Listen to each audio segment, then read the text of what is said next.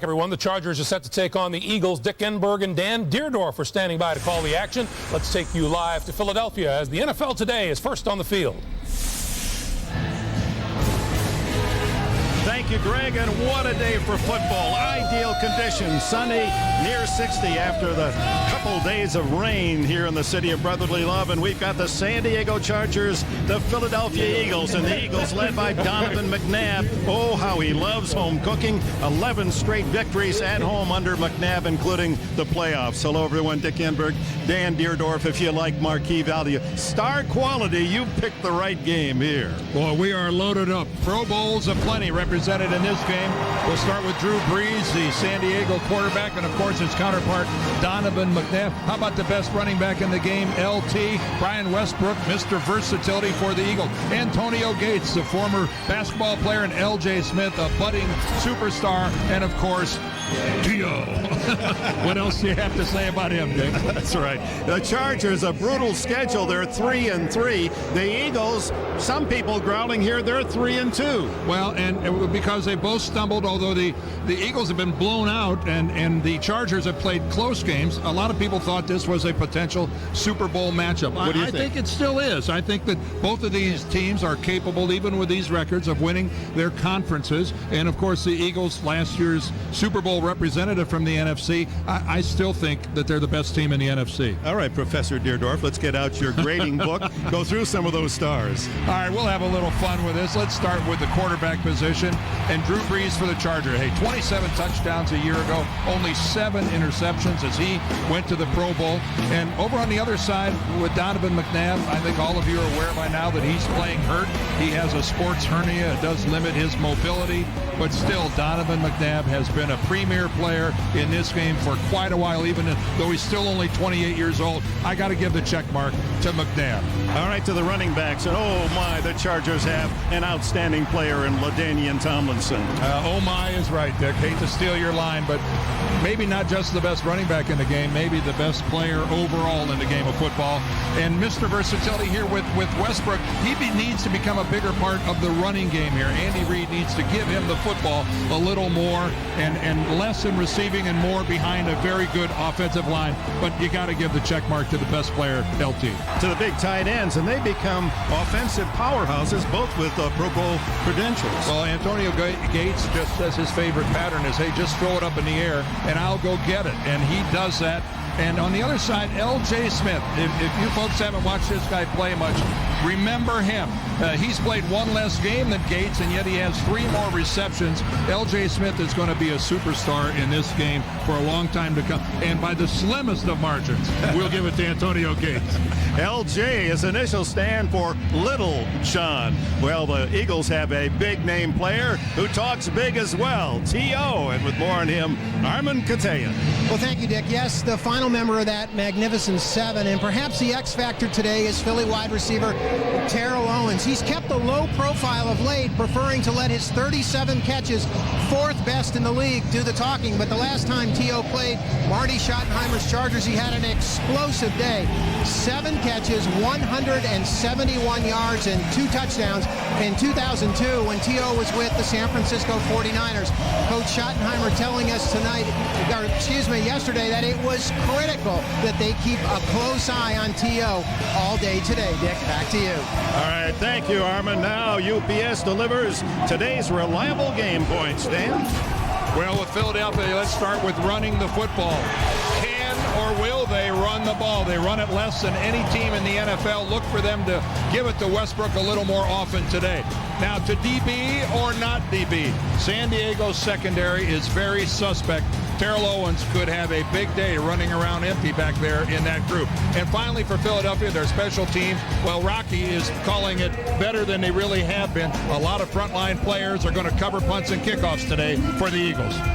For your reliable game picks, delivered by UPS, log on to CBSSportsline.com. LaDainian Tomlinson will try to fight through a 40-year-old record today. Fans here in Philadelphia anticipating a lot of fireworks. The Chargers are the second leading scoring team in the league, almost 30 points a game, and the Eagles have the top passing team in the NFL. And this game will be brought to you in high definition by Sony.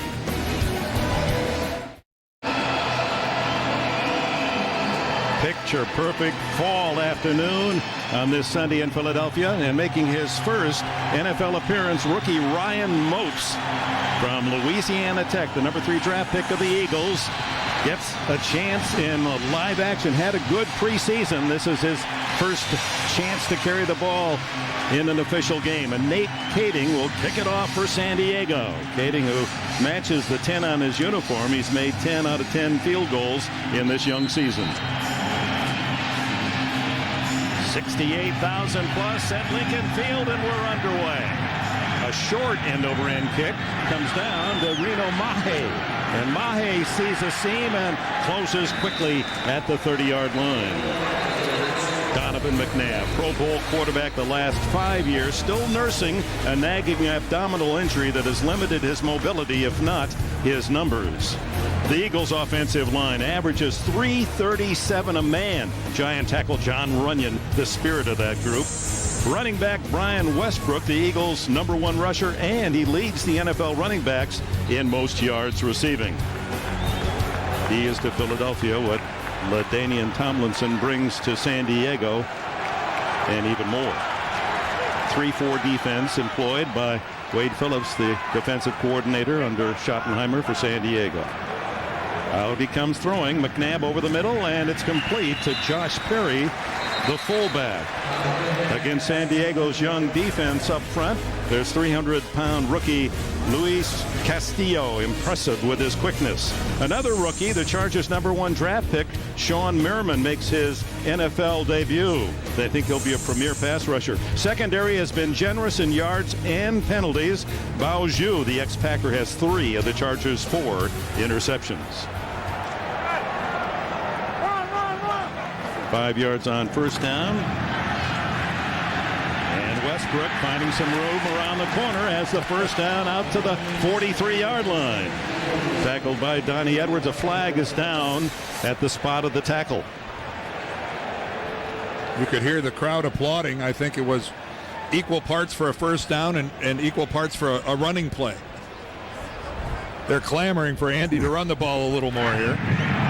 Illegal block in the back. Offense number 83. 10-yard penalty. Repeat second down. Greg Lewis, the wide receiver, trying to help downfield. Caught with the illegal block for Andy Reid. A slimmer version, 55 pounds lighter than before the start of the season. But heavy in the win column is Andy Reid. Fans in the background reacting to the video replay, feeling that a penalty should not have been called. Westbrook, the running back. Second down 9. Fake to him. Lots of time. Fires down the middle, incomplete. Double coverage on Terrell Owens. But I think no, it was Lewis. Excuse me. Lewis, the intended receiver, Dick. But I think McNabb actually threw that ball into the ground on purpose because Lewis was in the middle of double coverage. And I think at the last second, McNabb sees double coverage, doesn't see a realistic chance of completion, and drove that thing into the ground. I tend to believe that just wasn't a bad pass. Marty Schottenheimer, the winningest active coach in the NFL. You can see overall 185, 180 regular season wins. 3rd and 9. Lamar Gordon, now the running back. McNabb down the middle, almost intercepted, but a flag is down in the secondary. Terrence Keel had an eye on a possible pick, but this has plagued San Diego all season long. They make a stop on 3rd down and then the yellow flag. Before the pass is thrown, illegal contact. Defense number 23.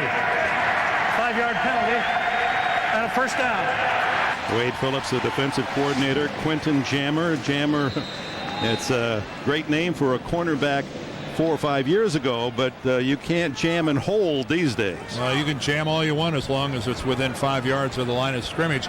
But Dick, you mentioned it earlier, penalties and mistakes have really plagued this San Diego secondary so far this season. It has really hurt them. Automatic first down at the 36, and number 36, Westbrook, the carry, a gain of a yard.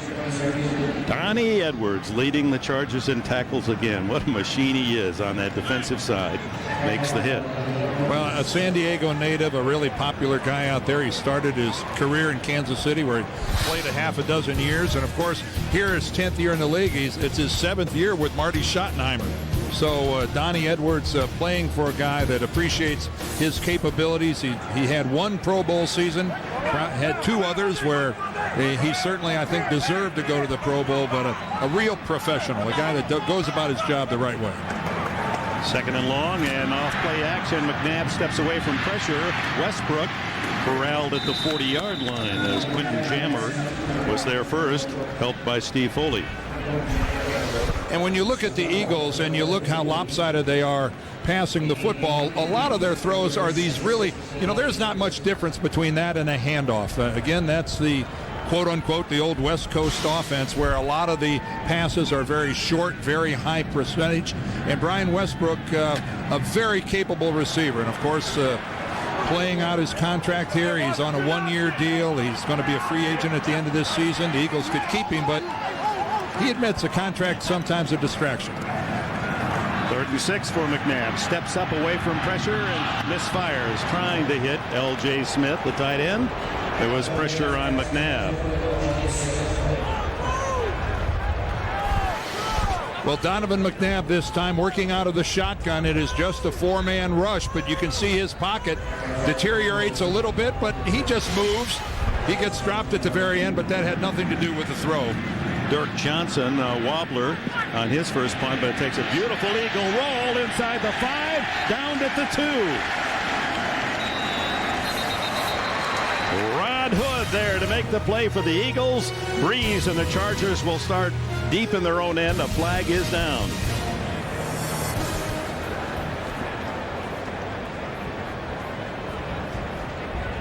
Ron Winter in his 11th year as a referee in the NFL. University professor, Michigan State.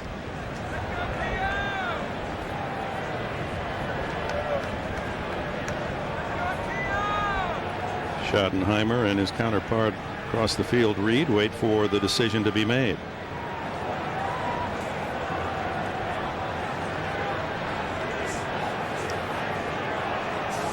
McNabb, as has been the case the last couple of games, off to a slow start, aided by that holding penalty. The Eagles having to give it up, and they're going to apparently, with that hitchhike thumb move of referee Winter, going to bring it back. Daniel Tomlinson on the field ready to go to work, and he now leaves.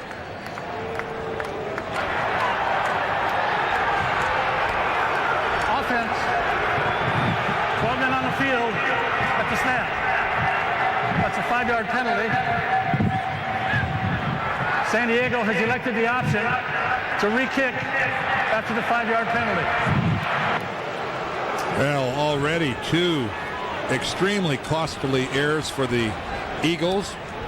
A penalty that cost them a first down on a Brian Westbrook run, and now this penalty, which cost them sensational field position, backing the Chargers clear up at their own goal line. Again, the types of mistakes that causes coaches' hair to fall out, an extra person on the field on punt coverage, and especially off a bye week where they spent hours and hours and hours working on special teams.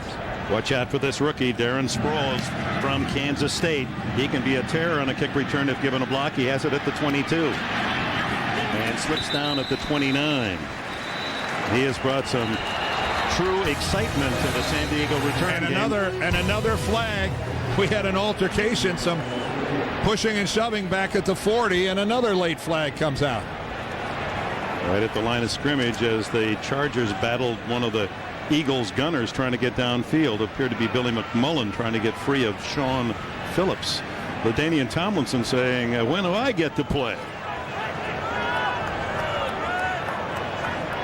Tomlinson going for 19 consecutive games, scoring a touchdown, and 19 straight rushing touchdowns. 2 fouls on the play. Holding by the receiving team while the ball was in the air. the play was over. Personal foul, unnecessary roughness to the kicking team.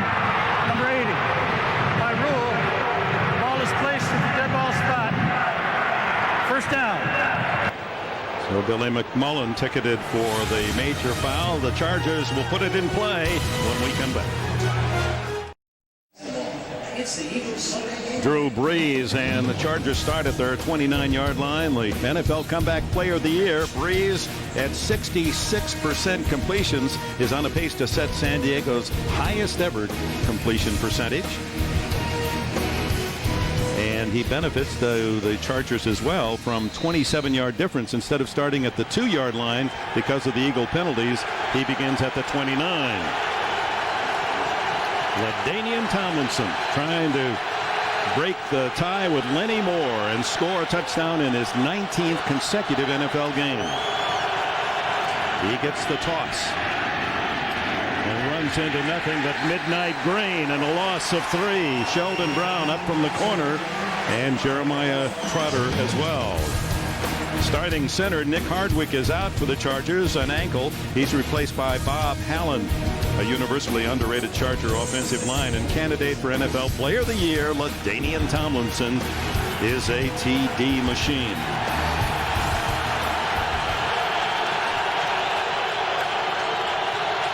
Second and long. And Brees flips it out to Tomlinson, and they're all over Tomlinson. Another loss. Michael Lewis, the safety, up to nail him at the 20-yard line. 5 more. Wow. Talk about high risk. This is a backwards pass as well. If Tomlinson doesn't handle that cleanly, that's going to end up being a free football, and he goes up and makes a nice little one-handed catch. That ball had a chance of being a free ball. That was awfully close to being a backwards pass. I thought it was right on the line. You saw how the Eagles are keying on LT. Dhani Jones, the linebacker, and the safety Lewis were behind the line of scrimmage in pursuit. 3rd and 19. Brees gets it off to Tomlinson. He cuts across the 30 to the 31. Not enough for the first down as Trotter makes the tackle. But what a good aggressive series for the Philadelphia Eagles. Brian Dawkins saying what we have to do playing, we just have to get back to being physical. We got shoved around in Dallas. We cannot allow that to continue. That was a very physical upfield series for the Eagles defense. Mike Cyphers, the punter for San Diego, 44-yard average plus and 39 net. Lito Shepard, the cornerback, stands at the 25. A booming punt. Shepard at the 20. And he's tackled immediately. Hassim Osgood was the first man downfield. 49 on the punt. 0 on the return. Underway in Philadelphia. No score.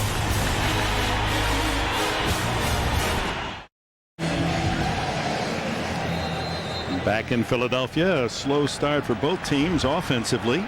And now it's Donovan McNabb's turn, beginning at the 21.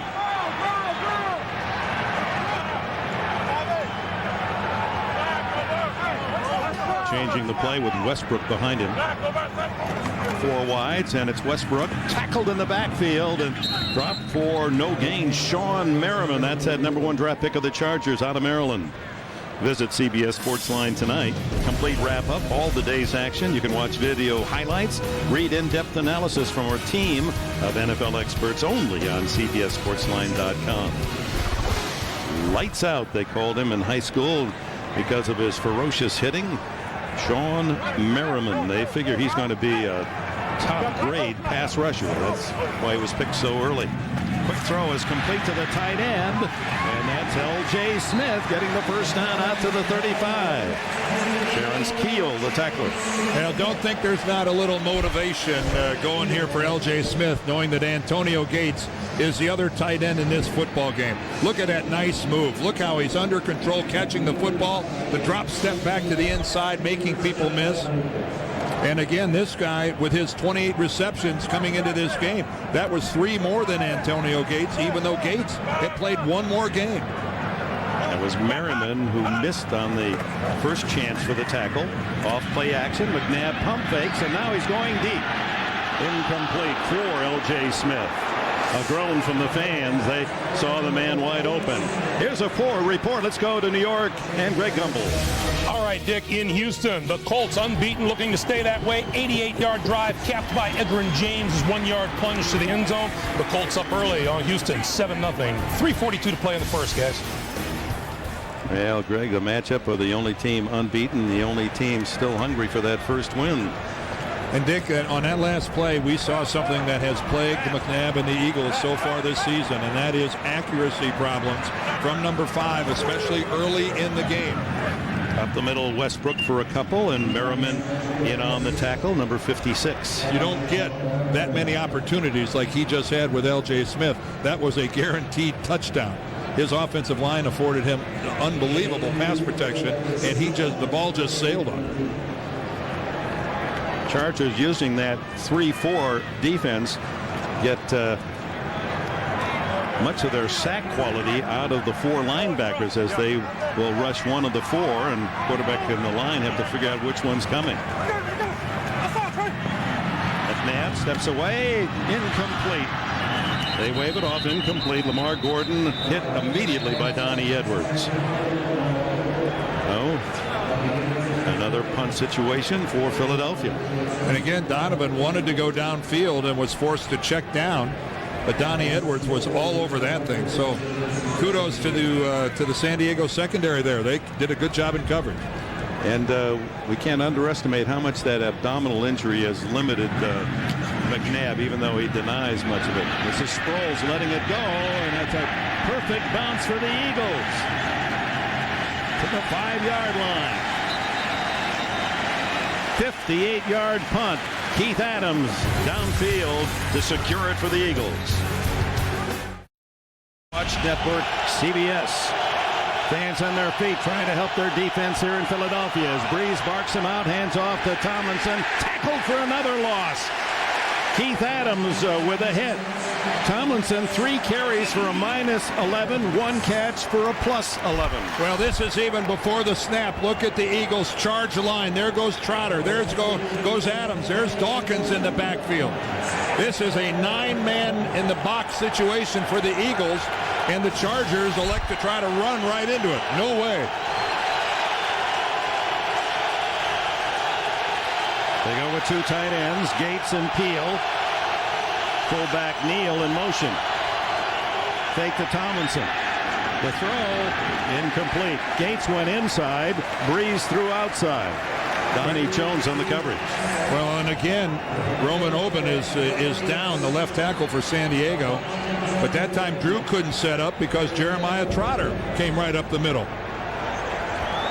And the Chargers already hurting in that offensive line. See a key player down. The Eagle defense providing Donovan McNabb and the Philadelphia offense with the battle of field position. He starts at the 43. He's been harassed all season by that they call sports hernia, an abdominal pull. Has trouble when he has to throw on the run, and he hasn't run himself like the McNabb that we knew. Now this is what he says bothers him somewhat, and the pass is out of bounds, incomplete to Terrell Owens.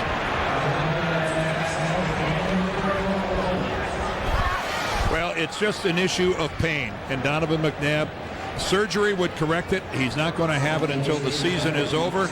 This is just what you're going to have to do. You can see even the way he lands a little gingerly, and he said that's exactly what hurts the most. Throwing across his body when he has to just torque your waist, just pivot at the waist, and that motion pulls severely across that lower abdomen, and that is what hurts Donovan McNabb the most. 2nd and 10. Back to throw again. Dumps the screen off to Westbrook. Chased. Hit. Breaks a tackle. Flag down. And so is Westbrook after a gain of 9. Bao Zhu and Sean Merriman collaborate on the hit. Let's check the penalty. Well, they're going to get the Eagles for blocking below the waist. And from behind, they could even call it maybe a clip. It was a really, when I first saw it, it looked really close.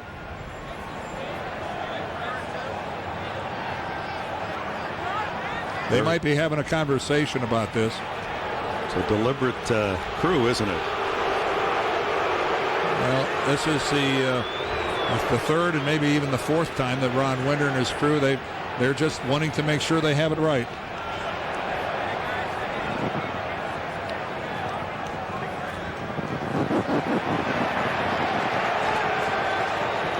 Now a malfunction of the microphone. The penalty apparently is against San Diego. This is actually going against San Diego. All right, this is going to be a screen pass over here to the left. Now watch this block right here by Fraley. That's the block that I thought initially drew the flag.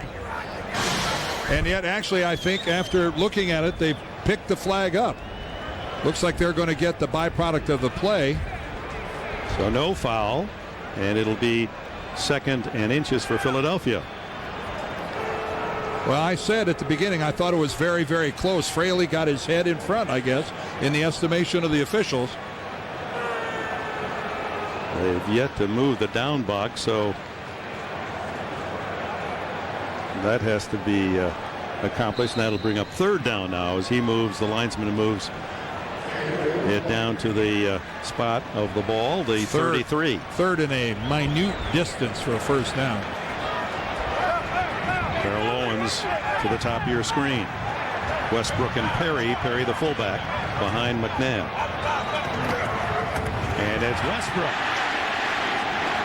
Well done to the 25 and a first down.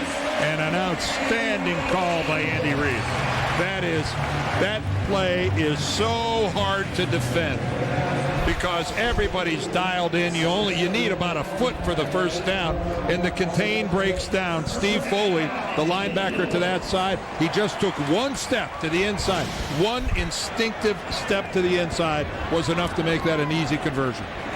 5:26 left in the opening quarter, no score, but the Eagles drive now to the 25.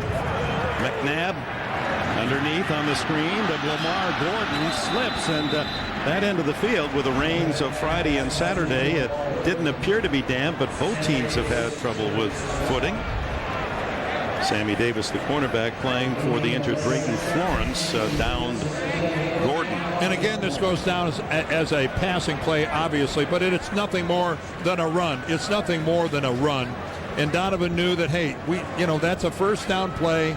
That should have gotten us 4, 5, or 6 yards. Instead, because of the slip, zilch. Yeah, Andy Reid was bemoaning the fact that 2nd and long has been killing the Eagles. Well, it kills everybody. Back to the air goes McNabb. Flags fly. Complete to Perry. There's a fullback. Looking for somebody to run over. No stepping or looking for the sidelines for a fullback. 3 flags on the field.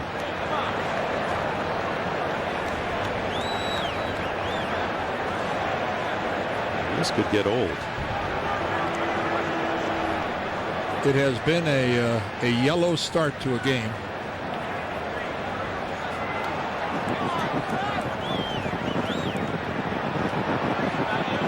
You got an illegal shift against the Eagles.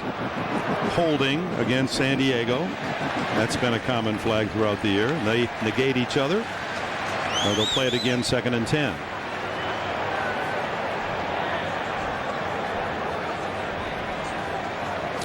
I think the infraction for defensive holding, outside linebacker Foley, see him, number 53? Well, yeah, he just hooks, grabs, and pirouettes L.J. Smith, the tight end, as he tries to get off the ball. Hey, both these teams are going to be intent on jamming the other team's tight end. You can't give a guy like Smith or Gates a free release, but if you get fooled a little bit, you just can't reach out and just snag him like that. Back to 2nd and 10. McNabb hits Gordon, and Gordon is hit immediately by Randall Godfrey, and it's a 10-year veteran. And at some point in time here, Philadelphia is going to have to try going downfield with the football a little bit. We have seen nothing but an array of short, shorter, and shortest passes. We've seen 1-yard passes, 2-yard passes, and I know that they're at this end, but still, run a 10 or 12 or 15-yard pattern. Try to stretch this thing a little bit. San Diego is sitting all over your short pattern. 3 yards on that completion. 3rd and 7, shotgun. McNabb flushed out, gets away, Caught by the jersey and has to eat the ball at the 35, and what a big loss that is. That makes the field goal opportunity questionable now for Philadelphia. Wow, we have seen Donovan do that so many times, elude 1, 2, 3, and 4 tacklers, but finally Jamar Fletcher is the guy that drags him down. We've seen this, and a lot of times they end up with really good results, but Fletcher gets him right by the jersey in the back. All right, now on the far side of the field, Terrell Owens, as he tries to get away, working against Sammy Davis. No, nothing going on there. By the time he broke free, Donovan was fighting for everything. So no field goal, and Dirk Johnson's high kick takes another eagle bounce and out of bounds inside the 5. And Drew Brees and the Chargers are making camp right on the edge of their goal line. Well, when you start at the 43-yard line of your opponents and you have to punt, that's as bad as it gets. Oben, good news for the Chargers, back in the huddle. Big left tackle. And it's a miracle he's back there, because take a look at this, folks. Here he is right there, 72. Watch his right leg right there. It gets buckled. Darwin Walker, the Eagle defensive lineman, didn't even realize it, but he fell and really collapsed that right leg of Roman Oben, and he's got some flexible ligaments if he's still in this game. Almost every one of Schottenheimer's offensive linemen suffering some form of injury. Flag down again as the Chargers were going to throw from the end zone. And the Eagles were coming. You could see that they declared that blitz before the snap. False start. Offense number 85. Penalties after this to the goal. It remains first down. Chargers are in reverse. Well, you're backed up to your own goal line. You're on the road. Your opponent is showing blitz. Here they come. That is really testing an offensive line, and in that case a tight end's discipline in being able to hold your ground. Antonio Gates ticketed for the penalty. It's a 1-yard penalty.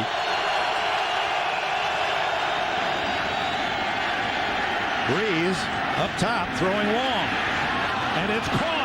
What a catch by Richey Caldwell, and he's dragged down at the 45-yard line. Well covered by Sheldon Brown, and somehow Caldwell makes the catch. Actually, it was Shepard on him, and then Brown made the tackle the other corner. Yeah, Lito Shepard, look at this coverage.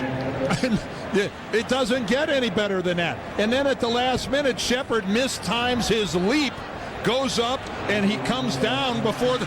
Watch, he goes up, and then he just mistimes it, and somehow that ball lands right on the outside shoulder of Caldwell. Positive play for San Diego, 43 yards. Now it's Tomlinson, tries to stop and cut, nothing there. N.D. Kalu, the defensive end, makes the tackle.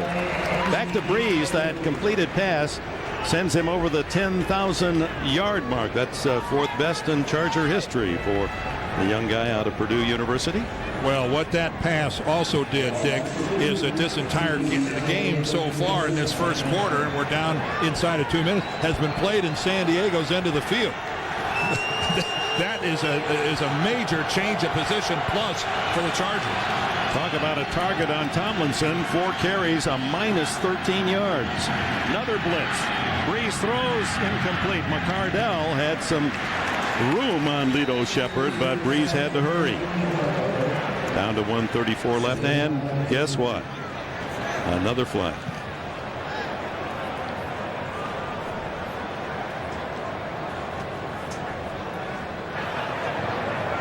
There is no foul for defensive holding as the pass is thrown to the other side of the field and was in the air at the time of the hold. Third down. That's an unusual statement by Winter, because we've seen throughout the year calls for holding away from the direction of the pass, but that's the second flag picked up. So third down, and it doesn't. And this is where Jim Johnson shines. The defensive coordinator of the Eagles, Mr. Blitz. Let's see what he'll deal in this time. Saw Brees go up and tap his center, who is not the regular Hallen. Brees down the middle for Gates. 3 men on Gates, incomplete. Trotter there, and Brees hit the deck as he threw under heavy pressure. Well, only a 4-man rush that time. I think that Jim Johnson kind of fooled San Diego, only bringing 4 guys, but they are not going to lose track of number 85. You can see there at the very end, down goes Brees, but 3 players, 3, count them, all over the all-pro tight end of San Diego. Mike Seifers to punt again with Lito Shepherd back at the 10-yard line.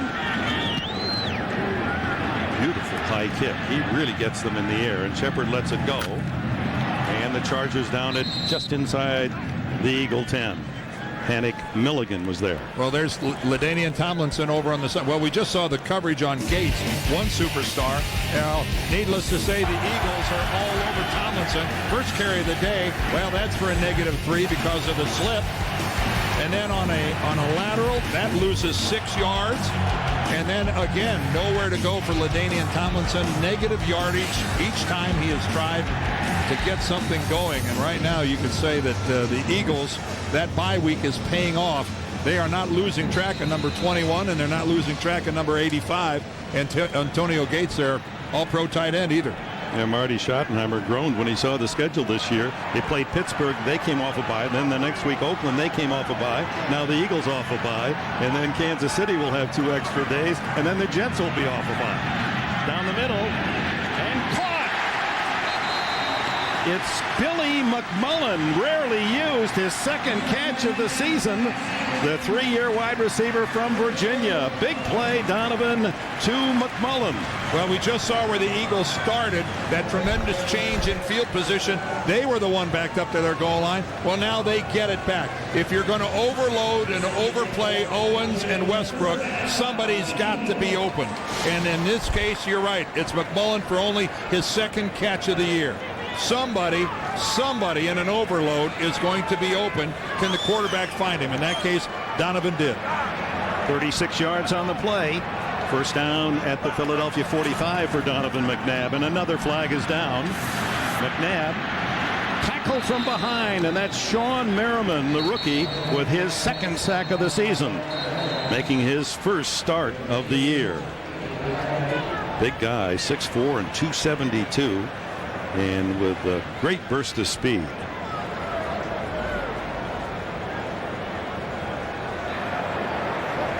Illegal shift.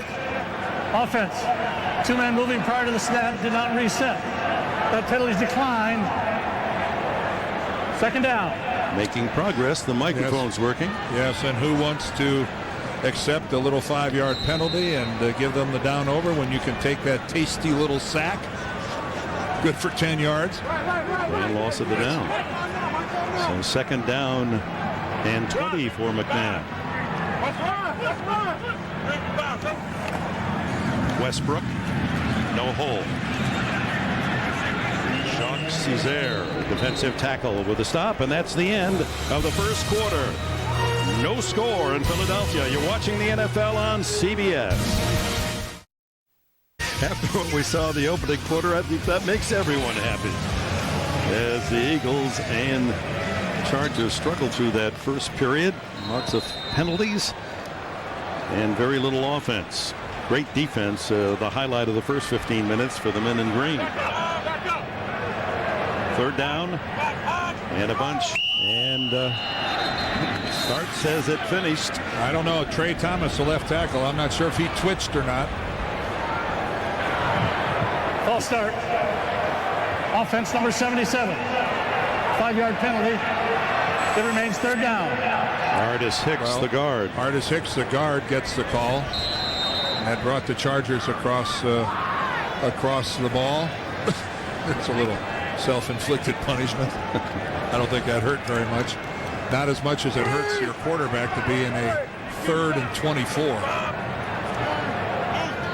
Gordon and Westbrook sandwiched McNabb, who throws short to the flat. Westbrook, and a good solid open field tackle by Donnie Edwards.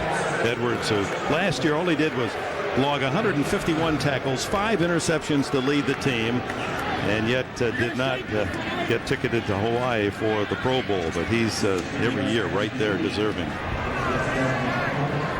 Eric Parker, the return man, instead of Sproles at the 20. Dirk Johnson's punt, end over end. Parker tackled right at the spot that he fielded it, the 25. Reggie Brown, the wide receiver, makes the play for Philadelphia. Underway in the second, no score. On this great day in Philadelphia, we invite you to log on, NFL.com. Vote for the 2006 Pro Bowl teams that'll face off in Hawaii. You can log on today. Check it out, NFL.com or NFL on AOL. Chargers here early in the second quarter, no score from the 25. Brees play action, throws it down the middle, and wide open is Keenan McCardell, and the veteran streaks out to midfield, and we quickly go to New York and Greg Gumbel. All right, Dick, in Cincinnati, second quarter, and the Steelers have come back down a field goal. Ben Roethlisberger to a wide open Heath Miller, 2 yards and a touchdown. It's 7-3. Steelers in the lead, second quarter, guys. Now, Dan, that's got to please Pittsburgh fans to get Big Ben back under center. Well, after that tough week by Tommy Maddox last week, Ben's return was much anticipated, to say the least. First down, Brees on the throw to McCardell. He throws incomplete right into the arms of the Eagles' Lito Shepherd, and Shepherd's still on his feet. Now he picks up blockers and finally tackled at the 25-yard line. Well, Javon Kearse ended up being right in the face of Drew Brees. That's where things started to go wrong for San Diego. Brees' fifth interception thrown this year. And then I'm not sure if McCardell touched the ball or if it was one of the Eagle defenders. First of all, watch Kearse right here. They don't get him down. Yeah, the ball bounces off the shoulder pads of Keenan McCardell right to Lito Shepherd, who wasn't involved in the coverage. You're supposed to get Javon Kearse to the ground on this play. You cut him right there, ineffectual cut, and he forces Drew Brees to alter this throw a little bit, but McCardell should have caught that ball. That was a very catchable, should have been caught by number 87. And Lito Shepherd, 33 yards on the return of his second interception. This is Lamar Gordon, and another flag as Gordon goes down at the 24-yard line. Merriman, another play defensively as the rookie making full advantage of his first start. Holding. Offense number 69. 10-yard penalty. Replay. Well, penalties here, action elsewhere. Greg? All right, Dick, thank you. We'll take you to Houston, where the Colts' Peyton Manning getting untracked. His 10th touchdown pass of the season, 31 yards to Dallas Clark. Second quarter, 6.5 to play. 14-0 Indianapolis. Boy, and the Colts, Stan, they have a favorable schedule. Yeah, who knows how long that unbeaten start will last for Indianapolis. Yeah, the old Dolphins, they got the countdown going, though. I guarantee you they're analyzing that schedule. McNabb going deep down the middle, complete, and then intercepted. Donnie Edwards on the carom, and Edwards to the 30-yard line. San Diego in an exchange of interceptions, and that was due to Greg Lewis being belted. The ball knocked free and fell right in the lap of Donnie Edwards. Well, what a hit. What a hit. Take a look at this. This looks like a sure completion, but I believe Bao Zhu takes care of that. What a hit. Life's good.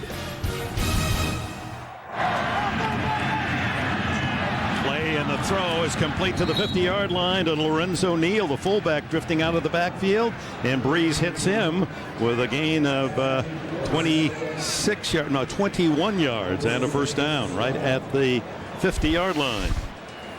Well, let's go back to the interception. Life isn't fair for Donovan McNabb here. A perfectly thrown ball to Lewis, but look at that textbook hit by Bao Zhu. The shoulder right into the back, jars the ball loose. You would have thought that was a completion for sure. And Edwards, who is hustling credit, and here's the LaDainian Tomlinson finally with a positive gain on the ground before Michael Lewis, the safety, can knock him down after a 7-yard pickup. Tomlinson, just for those of you who've not been following what has been a major story, should he score a touchdown today, it will break a long-standing 40-year record set by the great Hall of Famer Lenny Moore of the Baltimore Colts of 18 consecutive games with a touchdown. They're currently tied. 7 yards for Tomlinson, although he's still in the minus pool for the afternoon. Back to Tomlinson. And a gain of only a couple. Well, to show that he is absolutely a triple threater, let's go, Dan, to last week at Oakland. Well, he scores on a wide open pass down the sideline, and then this is what he does best. He runs it in. Hey, how's this for a change of pace? As he decides, hey, I'll throw a touchdown pass to my backup tight end, Justin Field. The triple threat scored last week, something not done very often. Tomlinson, who has thrown 5 passes in the NFL, 4 completed for touchdowns. 3rd and a short 2. Brees rolling. Nobody open. Has to throw it away. Oh, this defense of Philadelphia, except for a couple of plays, has just been smothering. Well, it is hard to be everything defensively when you have such a dominant running back as LaDainian Tomlinson, because it's just not as simple as it sounds to load up the line of scrimmage and then defend the rest of the field with any competence. But so far they have both taken care of Tomlinson and they have covered the rest of the field. Look at this. Marty Schottenheimer, who usually plays it conservatively, is going to go for it at the 42-yard line. 4th and 2. That's Gates in motion. They're not going to snap it. Oh, okay.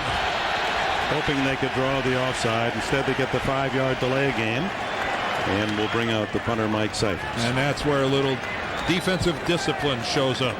Back to the defense, and you're pointing at the 9-man box and how they are able to still cover the pass. And full credit to the strength of this Eagles back defense. Those 4 DBs really are outstanding as a group. Well, 3 Pro Bowlers back there, and 1 should have been with Sheldon Brown. And you're right, when you have talent like that, it gives tremendous flexibility to a defensive coordinator. And Jim Johnson, yes, you cannot defend the run against the Chargers with only your front 4 and your 3 linebackers. Can't be done. You got to commit either Dawkins or Lewis every single time, which really adds to the pressure of those remaining 3. Cyphers to punt it.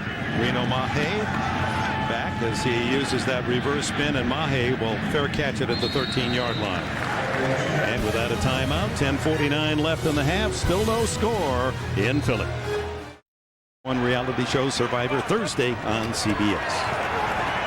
McNabb throws underneath, and it's Terrell Owens finally coming up with a catch, his first of the game. Sammy Davis with a hit. Owens juggled but was able to complete it. He barely comes up with the pass.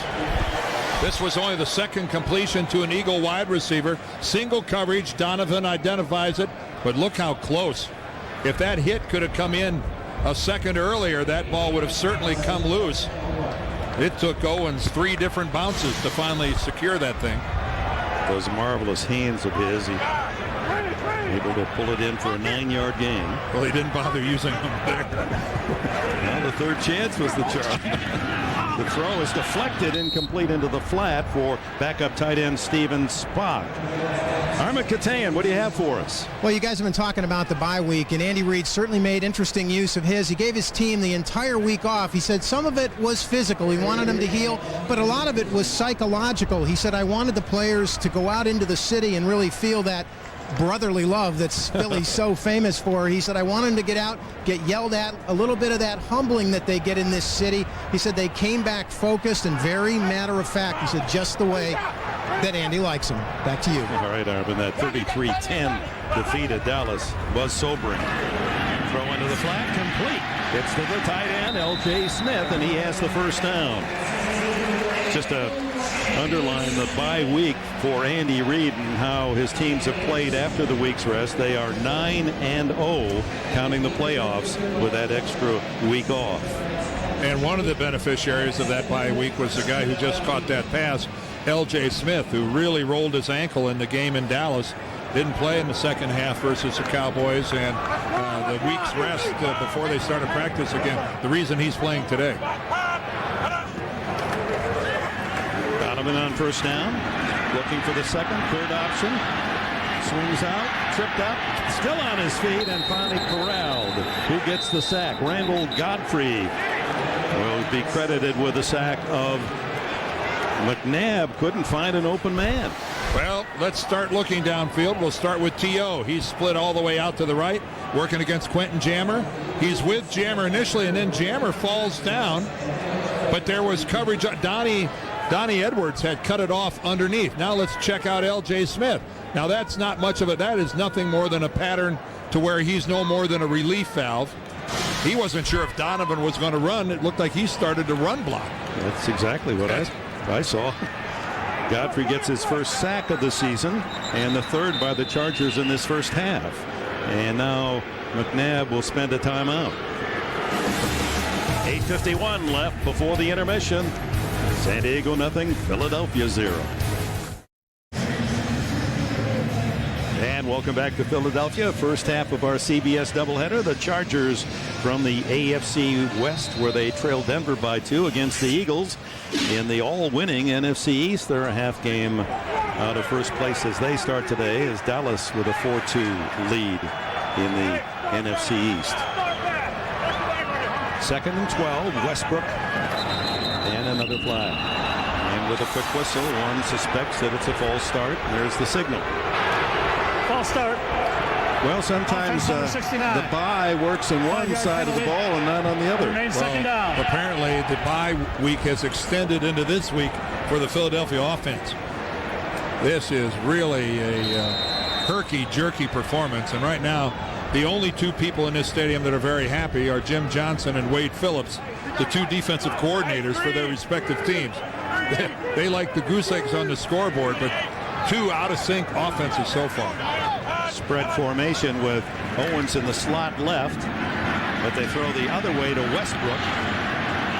Westbrook with that burst of speed, close to a first down at the 39-yard line before Edwards and Jammer can team up on the stop. See, the thing I like about this pass to Brian Westbrook is that he catches the ball headed upfield. He's headed upfield. He's not, you see, he's allowed to take it. He was thrown the ball by McNabb where there was so momentum to him headed upfield. He wasn't going so much laterally. And that throw by McNabb, if he throws that right into his midsection, he may not be able to pick up those yards. But that's where the throw being outside actually gave him a little upfield momentum. 15 yards, 3rd and 2. They step up, and McNabb will run it for the first down. Well, it's going to be close, and a flag goes down on the hit of McNabb. He was sliding, and perhaps Sean Merriman, the rookie, too eager. That's interesting because the quarterback is allowed to be protected on a hook slide. That almost looked like McNabb slipped and fell. Personal foul, unnecessary roughness, number 56 defense. 15-yard penalty and a first down. Now that's on the rookie Sean Merriman. Again, here we've seen McNabb struggling, scrambling, but he goes into the hook slide, but that is a helmet hit. You see right there, Merriman leads with his helmet and hits McNabb right on the helmet. And that, you just cannot go after somebody on the ground leading with your helmet. That's a penalty every single time. And McNabb did go into a hook slide, and Merriman he reverted back to college football. That's a penalty anywhere you play, but that's just never going to fly in the NFL. And now another timeout, Philadelphia there. And Donovan, you can clearly see the frustration on his face. He is upset. Welcome back to Philadelphia. And why is Donovan upset? Well, look how well his team plays here at home the last couple of years, including playoffs. Look at this, 11-0 here at the Link. A 110.9 rating.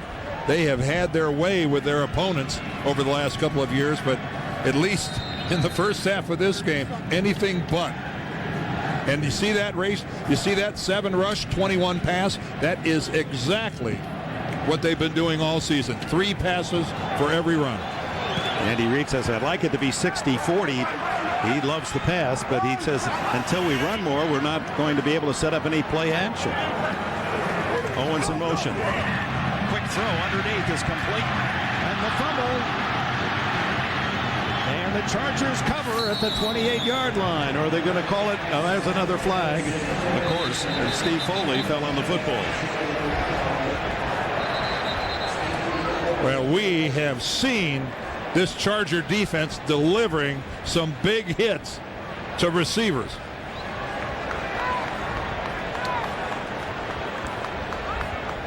McNabb barking at his teammates and the officials. Wade Phillips, former head coach. The flag is clear back in the backfield. That's where you wonder about roughing the quarterback, where it's clear back. You know, the flag's about 10 yards behind the line of scrimmage.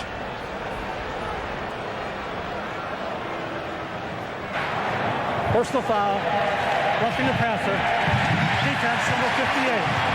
Boy, talk about self-destruction. That's back-to-back 15-yard penalties on Merriman. Randall Godfrey is going to come right up the middle, untouched. And it is that movement right there. He can't see whether Donovan McNabb has thrown the football. His head is already down. But you cannot take the quarterback, pick him up, and drive him into the ground. That is, you start your very first day in the NFL, you can drag him to the ground. You could, if they both ended up on the ground there, that would have been perfectly legal. But you can't pick him up, and you cannot drive him into the ground. That's a penalty every single time. Not only gives 15 more yards to the Eagles, but takes away the San Diego interception. And now a pinpoint throw, and it's Owens going out of bounds with a catch at the 23-yard line. Quentin Jammer on the coverage.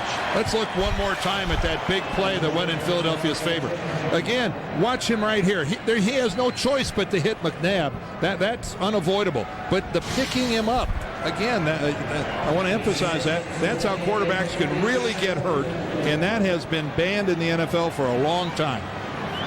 It does put the defensive player in a terrible jam because, as you said, his head's down. But you can go ahead and tackle him, Dick. You can go ahead and drag him to the ground. You just can't pick him up and plant him. Westbrook, and another flag down as Westbrook is tackled after a yard gain by big Igor Olshansky and Louis Castillo. And now we're really going at it down here again. Olshansky comes out with the football. Big guy in his second year from Oregon. A tremendous story himself. His parents left the Ukraine when he was age 7. I mean, we have another conference. The officials have no choice but to get together and talk this over. Was there a change of possession, penalties? Who's got what? An active group today. Holding, defense number 76. 5-yard penalty. And a first down. Well, the Chargers defense is just gift wrapping this drive for Philadelphia. One penalty after another. You don't see it every day. Holding called on the nose tackle, Jamal Williams. You know, that's where you grab one of the offensive linemen who's trying to come off a block and block one of your linebackers. You know, you're supposed to take up 2 guys. You just can't take up 2 guys by holding one of them. So another first down by penalty for the Eagles after 35 yards imposed against San Diego's defense. Now the quick throw, and it's complete to Greg Lewis, pushed out of bounds by Sammy Davis. Philadelphia in the red zone this year, Dan.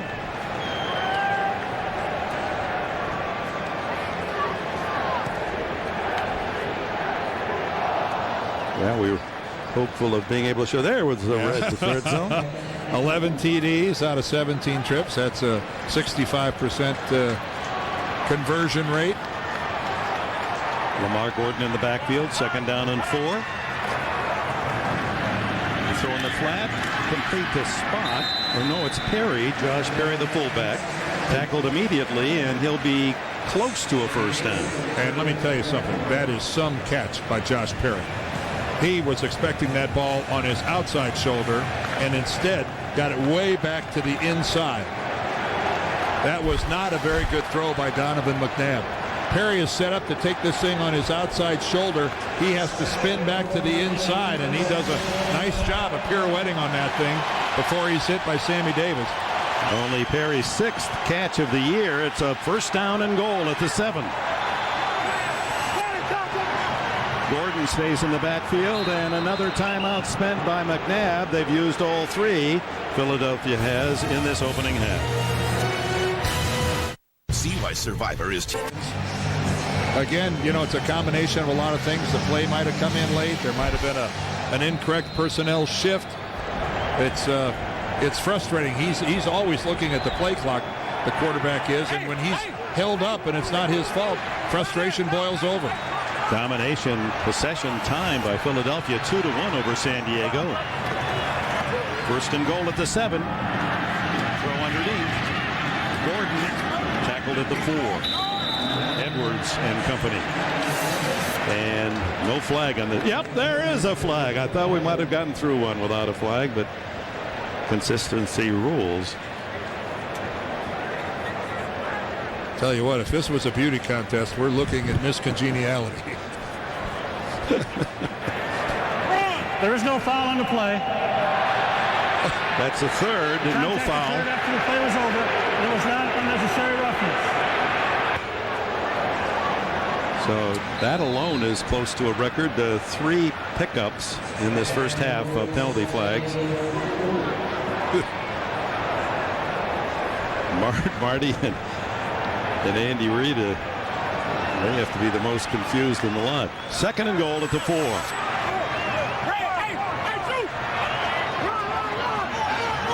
Westbrook sent in motion. He's an excellent receiver. McNabb steps away from pressure, throws hard, touchdown, Terrell Owens.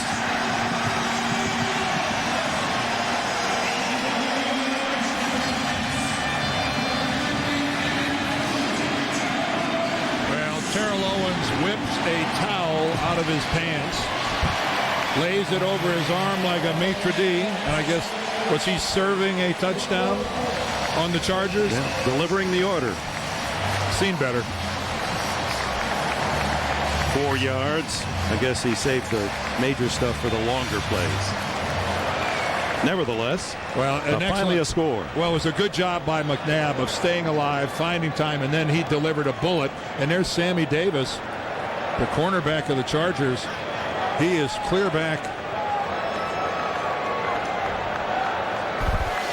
Again, let's look at the touchdown. This is all Donovan here. He's trying to find time. Great job by his offensive line. And then Terrell Owens running the back line. You know, he starts in the slot. He's going to get to the back and then just run the back line of the end zone. And the Chargers aren't able to keep up with him. And wow, what a smoker coming in here from Donovan McNabb. That's like the 2 Chargers ran into each other. And Davis took the brunt of that and still down in the end zone. So 86 yards and 12 plays. Obviously had this one well planned. Back to the drawing board. That's about a C-, wouldn't you think? Davis, who has replaced Drayton Florence, who is not in uniform with an ankle injury at that right corner. And Sammy, who was nursing a sore ankle coming into this game, but in the crossing patterns, it appeared that Davis was running back to the far side as Owens was cutting to the near side, and the 2 Chargers may have run into each other, Jew and Davis. Yeah, 12 plays, 3 penalties of 35 yards, and Philadelphia has the lead. All right, there goes Davis, number 22. See him there right in the lower. He is up in the air, totally extended, trying to reach for the football, and he takes a shoulder. He takes a shoulder from Baoju right in the chest area.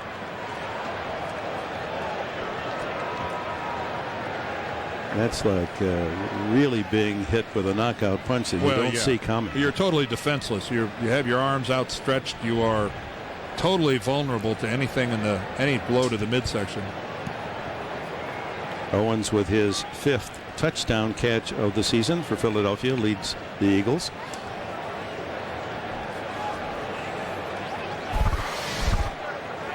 Again, watch coming from your left. That's Sammy Davis.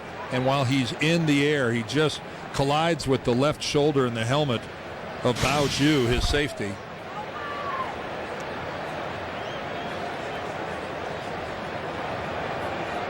Davis now in a sitting position, a good sign.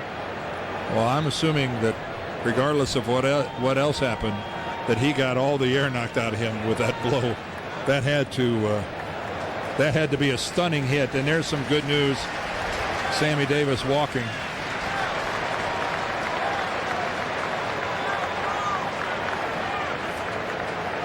Meanwhile, Owens has logged his career 100th touchdown catch. That'll be one worth saving. Wrap it up in that towel. Well, he should thank, first of all, the Eagles offensive line for giving Donovan pretty good protection to find out what was going on. He should then credit number 5 for buying some extra time by going on the move and then throwing a perfect strike. And why do I suspect that none of that happened?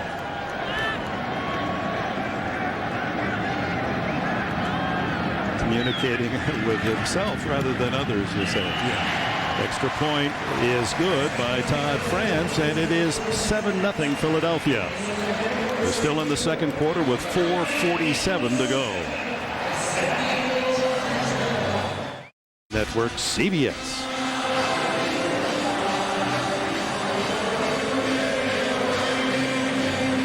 On the road to victory, the Eagles fight song as they stand and sing the phrases to support the home team. Well, it was a 12-play drive, but again, aided greatly by those 35 penalty yards and automatic first downs called against San Diego during the course of that drive. That is one of the more unattractive scoring drives Donovan, McNabb, and the Eagles have ever had. But you know what, Dick? You still get 7 points. You have a full 7, don't you? Yeah, you sure do. Meanwhile, it's unattractive for Marty Schottenheimer as well, because this is a lingering theme on this San Diego season, that in the games where they've lost in the 3-3 season, they have just beaten themselves with penalties. And you just can't do that on the road against a good team. Maybe at home, maybe on the road against a mediocre team, not against a good team. Kick by France comes down to Darren Sproles. He just can't find a hole. The Eagles doing everything right today. The special teams had been a great disappointment early in the year for Andy Reid, and he's bulked that up with some personnel changes. And LaDainian Tomlinson comes out to the San Diego huddle, and he needs a 5-yard run to get to even. Can you believe that? He has -5 rushing yards. You look at Brian Westbrook on the other side. Nothing spectacular happening over there, but LT is the man, and he has been snuffed. And Marlito Shepard and Sheldon Brown, the two corners, they've done a great job of man covering on the receivers of San Diego. Brees wants to go long. And look at the coverage again. It's just magnificent. As Sheldon Brown, who has scored 2 defensive touchdowns, 1 in each of the last 2 games, Kansas City and Dallas, all over Caldwell. All over. When Brees throws this ball, Sheldon Brown is the guy who looks like the intended receiver. Look at him. He's the guy that's in front. They had a little role reversal right there. Sheldon Brown is actually the guy who's in the best position to make a catch, and Caldwell's got to play corner. Shepard, Lewis, and Dawkins all made the Pro Bowl, and many felt Sheldon Brown should have, but to put all 4 of those starters for Philadelphia and Hawaii was a little too tough for the voters. Brees just does dump it off incomplete.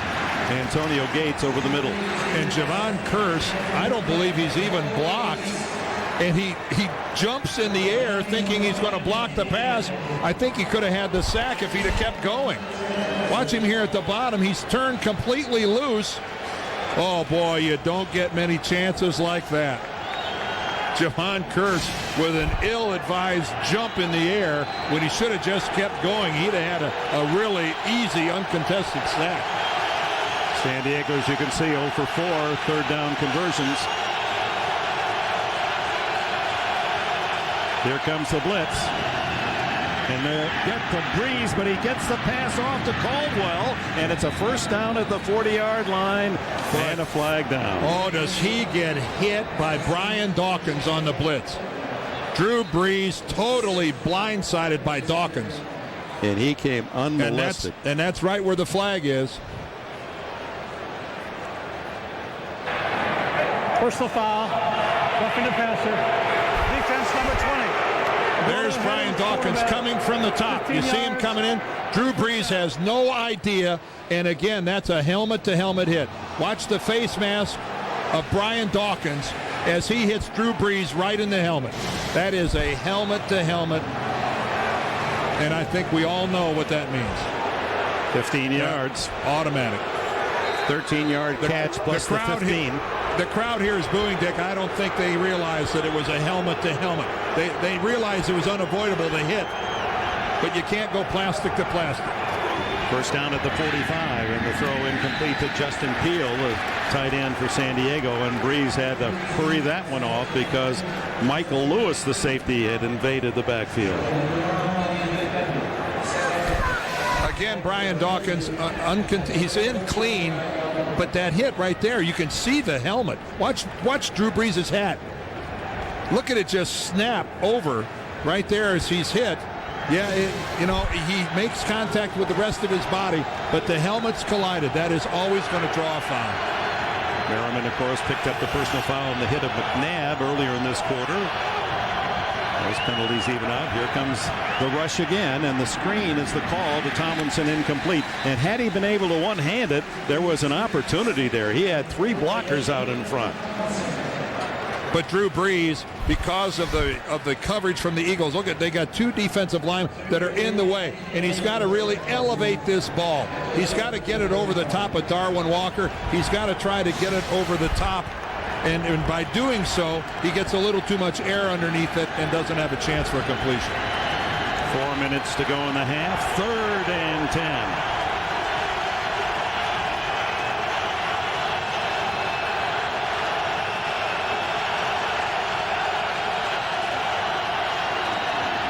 They pick up the blitz, and Brees going long. Incomplete to Eric Parker. And he had McCardell even more open on the far side. Shepard and Dawkins with the coverage. And Dawkins wanted the ball. Well, the quarterback starts off working one side of the field, and he saw that his guy had a step. Now, it wasn't much, but it was half a step. But Eric Parker, that ball needed to be just a foot or two. But again, a good try by San Diego stretching the field. Saw stat tracks. Brees having trouble as his teammate LT. 5 for 15 for Brees in the half. Kick is in the end zone. So unable to get the backspin Mike Cyphers. And the Eagles presented with a touchback at the 20-yard line. A reminder coming up in the Sprint halftime report. We'll have Greg and Dan and Shannon and Boomer for all the latest NFL scores and highlights of our early games today. Coming up on the Sprint halftime report.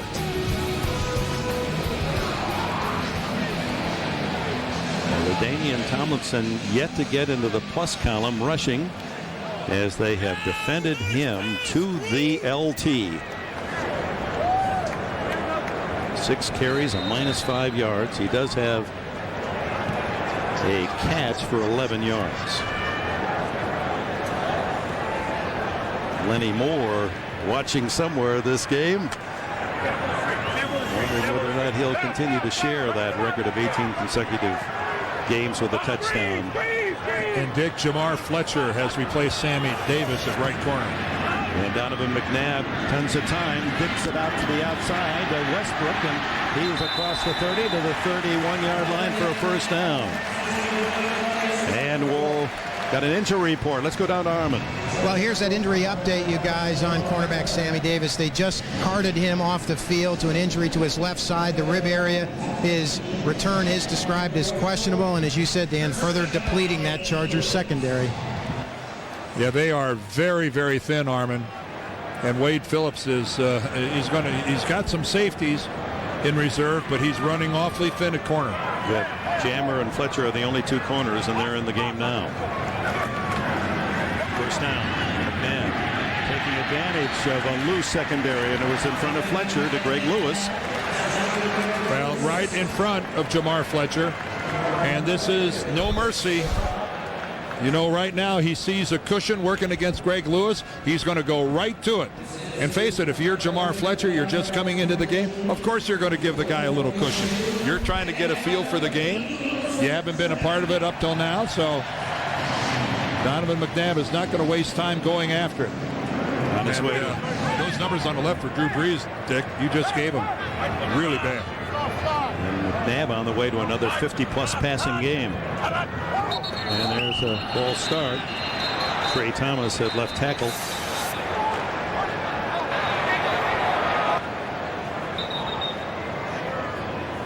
Well, we saw one of the San Diego defensive linemen move.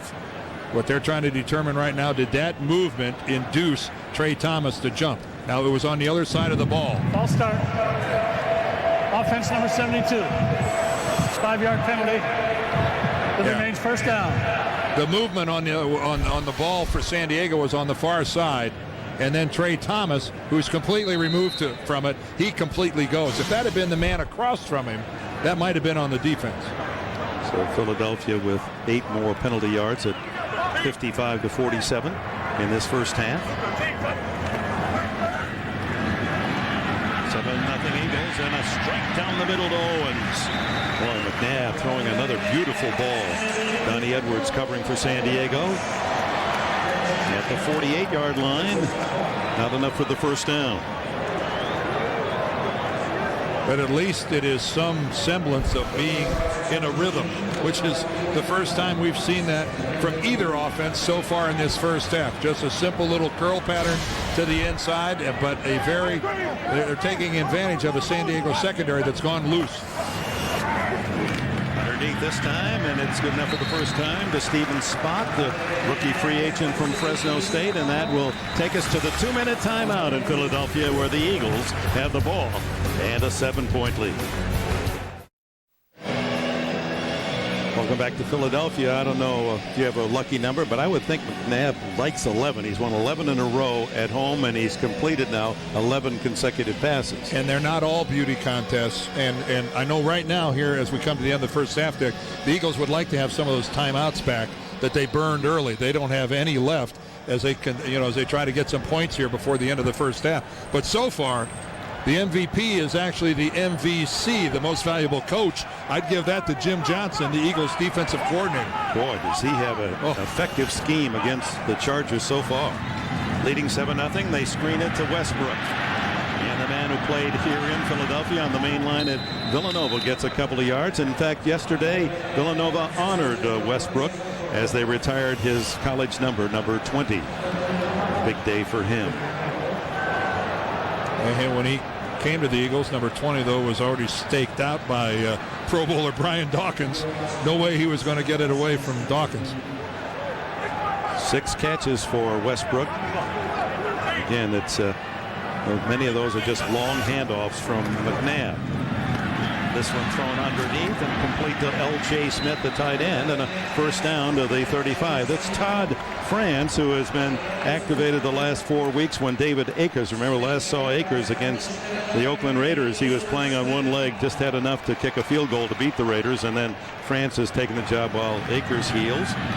Another short pass over the middle, and Westbrook kicks out of the tackle, and another, and he's inside the 25-yard line. Now you go for the end zone. Now you got to be thinking, don't just settle for field goal. Take a shot at trying to score, and Andy's get up there. 14 straight completions for McNabb. He's not going to ground the ball. Yes, he is. Yeah, he's just spiked the ball because he didn't have a play coming in that quickly. 42 seconds left in the half. But again, the Eagles have no timeouts with some offensive mismanagement early. They were forced to burn them up. But look at Donovan, crunch time, 7 of 8. Now granted, none of them high-risk passes, a lot of short stuff, but effective stuff. That downing the balls has stopped the McNabb streak at 14 straight completions. Very loose secondary for San Diego. McNabb dumps it off to Westbrook. Cuts back, hit and dragged down by DeQuincy Scott at the 18-yard line, but the clock continues to go. Third down and about 4. McNabb rolling and looking deep. Where's Owens? Throws to the sideline to Owens. He's out of bounds at the 18-yard line with 15 seconds left. And a good pattern by T.O. because he ran a pattern exactly 1 yard beyond the sticks. That's receiver awareness. Give yourself, that's right, make a target right there.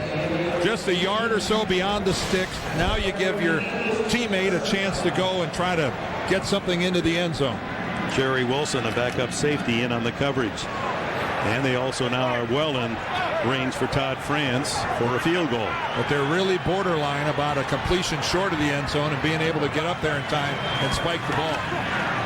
The throw is underneath, complete to the tight end L.J. Smith. They're going to have to move it to here. the 5-yard line, 7 seconds. They're going to have to really hustle. If I was San Diego, I'd be taking my time.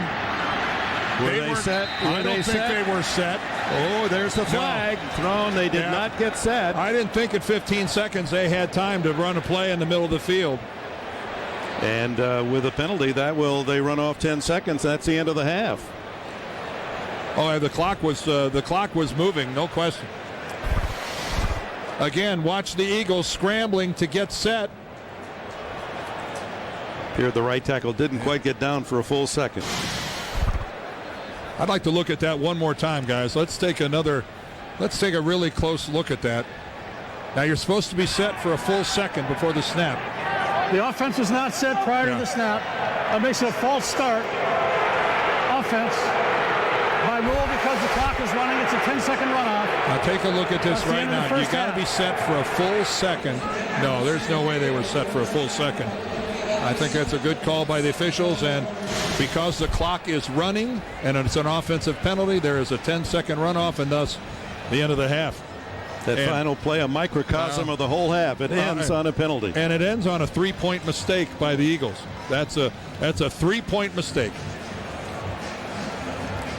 Let's go down to Armen Keteyian. Coach, obviously a very ragged first half with all the penalties, and how do you get LT on track? Well, we've got to block him up front and give him a chance in the running game, and far too many penalties for an NFL first half of a football game, though. Far too many penalties. All right, Coach, thank you. You read between the lines. That's only because our team is making too many, but too many are being called. It's 7-0 Philadelphia. We'll be back with a Sprint halftime report after this message and a word from your local station. CBS Sports presents the Sprint halftime report. Sprint, together with Nextel. Yes, you can. Hi, everyone. Welcome back to New York and the Sprint Halftime Report. I'm Greg Gumbel along with Dan, Shannon, and Boomer. At the break in Philadelphia, the Eagles lead it 7-0. Nobody here very happy about the way Donovan McNabb managed the clock. Well, first of all, as a quarterback, you have to understand you got 3 points, the possibility of getting 3 points right there on the board. So you have to either throw the ball where the guy could get out of bounds or throw it into the end zone where you're going to get a touchdown. So there's a mismanagement of the clock there really cost Philly 3 points at the end of the half. Yeah, but both defenses are playing extremely well. They've done a great job. The Philadelphia Eagles defense has done a great job of bottling up LT. It's not what LT is not doing. It's what the Eagles defense are doing. But they were able to get a touchdown late in the ball game. Philly's offense was. But look at LT. They pitch it to him right here. Look at this 1, 2, 3, 4 guys around him. Swing pass.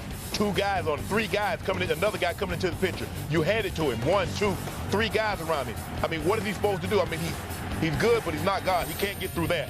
So 6 rushes, minus 5 yards. Wow. Boomer, we talked about this game earlier. I don't think we expected a low-scoring game out of these two. No, we didn't. And I got to tell you, I'm very impressed with the Philadelphia defense today, bottling up LaDainian Tomlinson. But really, to go back, if the Chargers win this game 10-7, there's going to be a lot of questions about the end of that first half and how it ended. You need 16 seconds to run a play. You can't have 15 seconds like they had on the clock. Why even make it that close? I know. Throw it out of bounds or throw it in the end zone. All right, guys. In Houston, Indianapolis, and the Houston Texans. Dan. Well, early on here, the Colts are looking pretty good. They hand the ball off to Edgerrin James. He goes in. That's 7-0. That's a 1-yard touchdown run. Then Peyton Manning, they blitz him early. He throws it in the seam to Dallas Clark. Goes 31 yards for a touchdown, puts them up 14-0. Dominic Davis cuts it outside here, 14 yards for a touchdown. Dominic Davis, 22 rushes in the first half for 85 yards. Peyton Manning fumbled it earlier. Then what? He throws an interception to Dunta Robinson. That's unlike Peyton Manning. Then David Carr, who's only thrown 5 passes in the first half, finds Jabbar Gaffney for a touchdown, which ties the game. And then in the second half here early, Edgerrin James powers up the middle, 9-yard touchdown as the Colts are winning.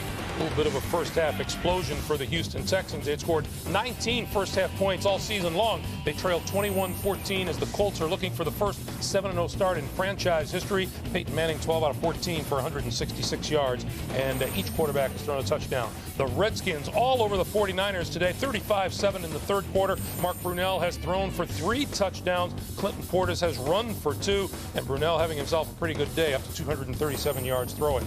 The Saints are in St. Louis and beating the the Rams 14-7. They're underway in the second half. Jamie Martin getting the start for injured Mark Bulger. He's 10 of 16 for 101 yards, but Aaron Brooks has thrown a pair of TD passes, and the Saints lead at 14-7. Pittsburgh at Cincinnati. Boomer. It's nasty like we thought it was going to be, guys. In the face, trash talking. Here comes Carson Palmer. First series. He's going to throw a touchdown pass to Chad Johnson. At least it was ruled that way. Bill Cowher throws the red flag. After further review, it is overturned. Watch his left arm. It comes down, out of bounds. They have to settle for a field goal attempt after this drop pass by Chris Henry. Then Shane Graham, well, he's going to hook it a little bit to the left. So the youth of the Bengals showing through here. They controlled the first half, the first quarter, but then the Steelers started to reassert themselves right after DJ Houshmandzadeh takes this one down the sideline. And then Big Ben comes back. Play action to Jerome Bettis finds Heath Miller wide open in the back of the end zone. And then Carson Palmer is going to be sacked by Kimo von Oelhoffen. So a very physical defensive game right here. And then, in the beginning of the third quarter, Ben is going to throw an interception to Torrey James right here. It's going to give Cincinnati great field position. But then Carson Palmer is going to return the favor. As Chris Hope right here steps in front of it, he's going to return it 55 yards. And this is going to lead to a Pittsburgh field goal. And the Pittsburgh Steelers lead right now 10-6. It is a nasty, wild game in Cincinnati. That field goal from 27 yards out, and the Steelers with a 10-6 lead, 10 minutes to play in the third. You look at the numbers, Roethlisberger, 55 yards throwing on the day. Carson Palmer having the better day. Steelers have the edge on the scoreboard. Detroit is in Cleveland, where the Browns lead at 10-7. They're underway in the third quarter. Joshua Cribbs, rookie, has returned to kick off 90 yards for a touchdown. His first career TD. The Browns in the lead. Jeff Garcia is the quarterback for the Detroit Lions today. And Green Bay in Minnesota. Vikings finally on the board. The Packers lead at 17-3. Brett Favre having a heck of a day. You see the total yards, 259 to 128, favoring Green Bay. The Sprint NFL on CBS poll. Which young quarterback is going to be the first to win a Super Bowl? You say Ben Roethlisberger by 44%. It's a doubleheader day here on CBS. These are the games coming your way next. Denver and the Giants, Baltimore and Chicago, Buffalo and the Oakland Raiders, and Arizona hosting Tennessee. Thank you for joining us on the Sprint Halftime Report. Back to Philadelphia for the second half after this. CBS Sports presents the Sprint Halftime Report. Sprint, together with Nextel. Yes, you can.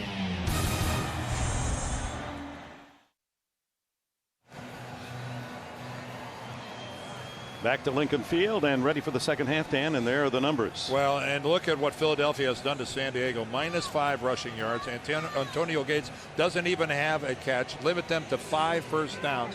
But again, 14 accepted penalties in this first half between the two teams. And one of those penalties, when Godfrey roughed up the passer, McNabb took away an interception on the touchdown drive. Otherwise, might be 0-0.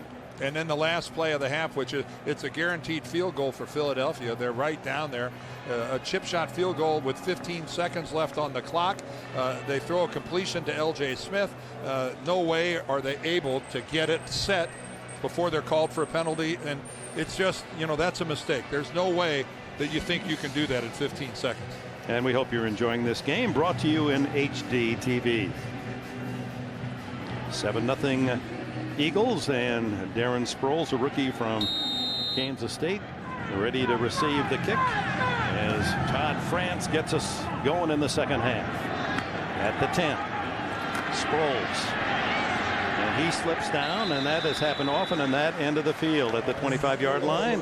Let's go to Armen Keteyian. Well, Andy Reid, Dick, is disappointed in the fact that he could not get any points out of those plays down at the end of the first half. Said we just had burned those timeouts, made those mistakes. He is pleased with his offense, though, their ability to bottle up LaDainian Tomlinson and Antonio Gates. He said, but we have to score some points here in the second half. 7 points, clearly not enough against a team averaging 29 points a game, Dick. All right, thank you, Harmon. Brees is 5 for 15, 33%. Tomlinson in the minus pool rushing, and Gates hasn't caught a pass. The 3 stars for the Chargers. And here's Tomlinson, snuffed again, snuffed and stuffed.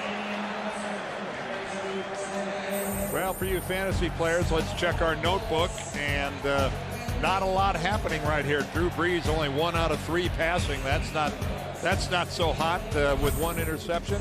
Brian Westbrook is by far and away the leader with 20 yards. What a job they're doing against Tomlinson.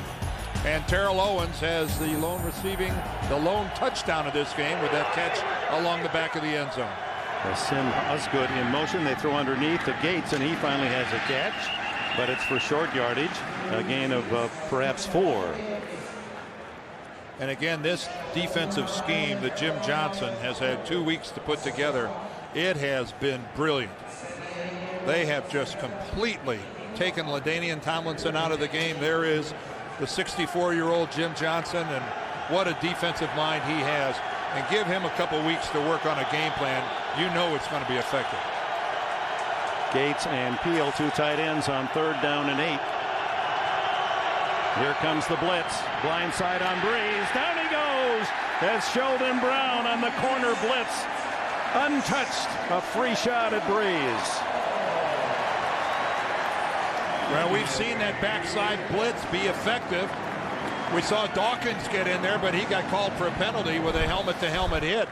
Drew Brees right now working the right side of the field, never looks beyond center until the last second. He catches a glimpse of Sheldon Brown out of the corner of his eye, but by that time way too late. And Tomlinson blocking, had to take Kalu, the tight end, on the inside.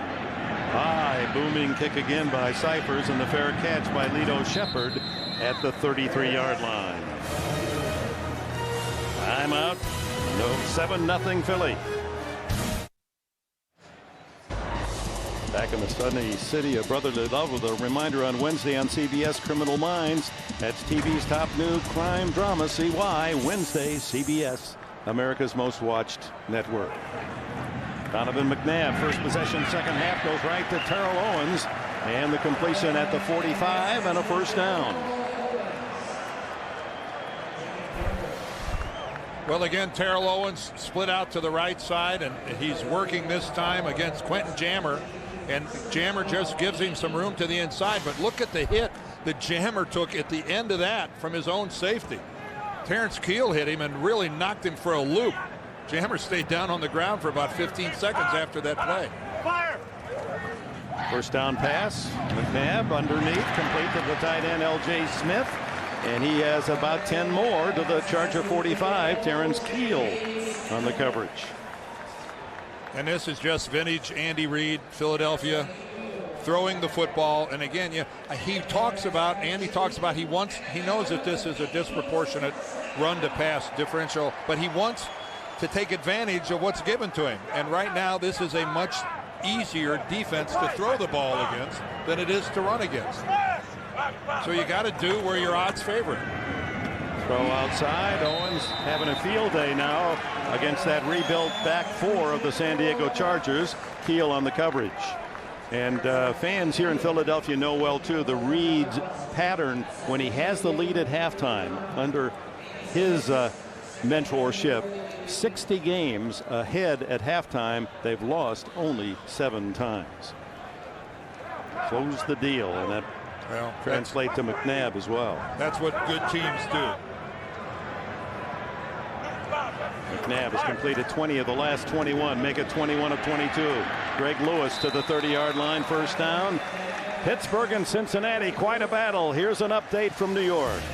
All right, Dick, renewal of this fierce rivalry, and the Steelers are beginning to roll. Willie Parker, 37 quick yards off the second interception of the day of Carson Palmer. Steelers lead at 17-6, coming up on 7 minutes to play in the third. And Pittsburgh now trying to put a dent in that Bengal lead of 5-1. And they're going for the Bengals' Achilles heel. People have run the football on Cincinnati. McNabb, quick throw, complete. What a great run after the hit by Reggie Brown, the rookie from Georgia. He was stopped cold with a tackle and maintained his balance and heads forward another 5. Well, the first thing Philadelphia did was protect their quarterback. Watch the blitz pickup. You see that great job by the offensive line. And a lost start in this league is wrapping up. It's a good hit out there, but you got to wrap up and finish the tackle. And right now the finishing is being done by the guys in the green jerseys. Jamar Fletcher in for the injured Sammy Davis, who was in for the injured Drayton Florence, was the man who couldn't wrap him up. Down the middle and wide open open is Smith again, and a first down at the 5-yard line. And that's just being big and strong and tough, because Donovan McNabb is being hit as he makes that throw. Now this is where being a big tough guy, because Donovan McNabb right there is got a, and that ball, did that ball hit the ground? How close was this to not being a catch? That's a good job of scooping it up there by L.J. Smith. Played his football at nearby Rutgers, and where they won only 7 games in 4 years. And San Diego better stiffen in a hurry, or they got big problems. This finally an incomplete pass. Prior to that miss by McNabb, he had gone 23 of 24 with the only incomplete pass, a spike to stop the clock at the end of the first half. And quite frankly, they should change that rule. That shouldn't count against a quarterback's pass rating. Put it in another column. It really should be. Yeah, I agree. And you can see the Eagles today, a couple of trips into the red zone and 1 touchdown. And of course, they were in there at the last play of the first half and didn't get anything for it. 2nd and goal. That's Terrell Owens, fake to him, and now the lob pass into the end zone, incomplete. Intended for L.J. Smith. Quentin Jammer was doing just that, jamming him against the back line. Well, this is the kind of respect that good players get. L.J. Smith right here is going to get double coverage inside and out. You can see Jammer, the corner, is in there. Keel, the safety, he's bracketed. McNabb wanted the flag on the push-off. It's a way of life, but tight ends get more contact down inside the end zone than any other player in the game, and a lot of it goes uncalled. 3rd and goal at the 5. The old McNabb would have run a quarterback draw here. Instead, he swings it to Westbrook, and Chargers were all over that call. Donnie Edwards right in the middle of it. That's one of those deals where an incompletion might have been the best thing that could happen to you. So out comes Todd France, who has backed up the Pro Bowler David Akers while Akers recovers from that right hamstring injury. France has produced 4 out of 5 field goal attempts. Long, as you can see, 44, and this is a short 23-yarder. Andy Reid telling us he hopes to have Akers back maybe even by next week. And France gives the Eagles a 10-0 lead. 9:42 left in the 3rd quarter. The NFL on CBS is sponsored by Burger King. BK Chicken Fries, now available in a 12-piece. Have it your way at Burger King. DirecTV, NFL Sunday Ticket, only from DirecTV. And by IBM, become an on-demand business. IBM can help. So the Eagles' first possession in the second half leads to France's short field goal and a 10-0 advantage. A 61-yard drive, 10 plays, mostly through the air, and McNabb. Now France to kick it to Darren Sproles. Sproles comes into the game number 2 in the NFL in kickoff returns, averaging over 29 yards a return. And he's able to dart and duck and get out to the 25-yard line, and Jaquai Thomas makes the tackle. Brees and Tomlinson take the field. We have a timeout.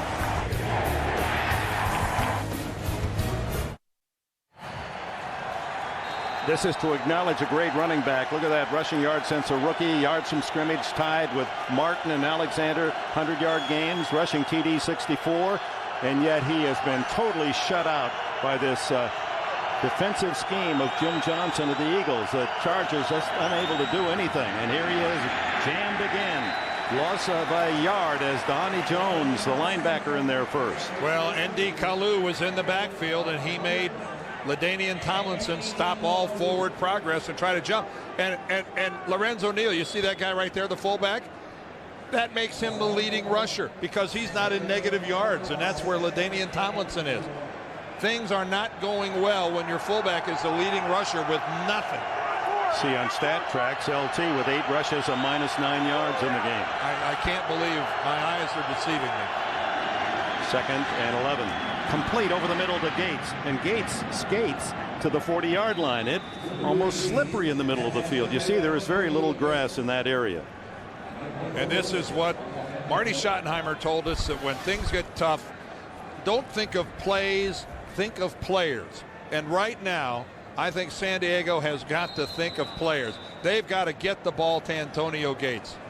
And again, as he tries to cut, he throws both his legs out there, and they scoot a little bit on him. We've got a timeout. Michael Lewis is injured. Eagles. The NFL on CBS is sponsored by the new Sprint, the official telecommunications service sponsor of the NFL. And by Capital One. What's in your wallet?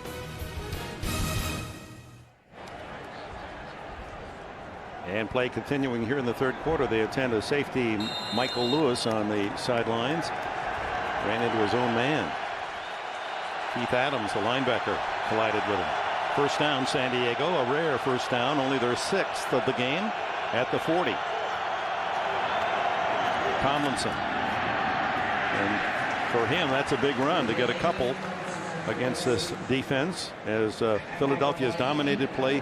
That's only the 28th play from scrimmage for San Diego. Philadelphia twice as many. And keep in mind that Tomlinson came into this game with 652 yards rushing, almost 5 yards per carry, 4.9 yards a carry. And today, if it doesn't get better, he's going to leave here with fewer yards than he arrived. 2nd and 8. Brees smothered by Jeremiah Trotter. That middle linebacker playing right up on the line of scrimmage and walked his way into a sack. Well, all protection for the offensive line starts at the middle and works its way out. You must protect the middle. And here is Jeremiah Trotter going to go right between right guard and right tackle and totally untouched. You just can't give up that B gap. You can't allow a guy to come in. If they come in off the edge, the quarterback has a better chance. Up the middle, he has none. The center, Bob Hallen again, replacing the injured regular Nick Hardwick, and the center calls those blocking adjustments. And against this Eagle defense, there's a lot of things you have to do. Speared Keenan McCardell with a catch and a first down at the Eagle 47-yard line for the 35-year-old veteran. Boy, and that was a good throw from Drew Brees. But what's the difference? Look at the protection he had. Look how he was able to stand there and look down the field. But McCardell had to go up and get that ball, and a good thing that he's not one of those 5'8 guys. At 6'1", he was able to elevate for a high pass. Second catch for McCardell. Brees batted in the air by Javon Curse. Curse, who has a habit of deflecting a lot of passes. Let's go to New York and get an update.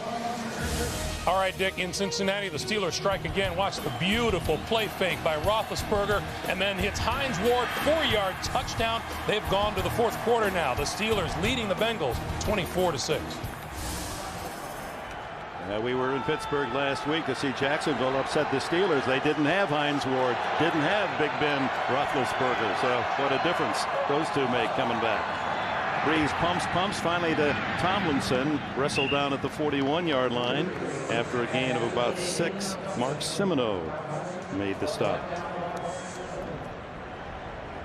That'll bring up third down for the Chargers, trailing 10-0 with 6:26 left in this third quarter in Philadelphia. And how difficult this must be for Cam Cameron, San Diego's offensive coordinator, not being able to rely on his running game. I mean, that's the heart and soul of this offense, and it's not there.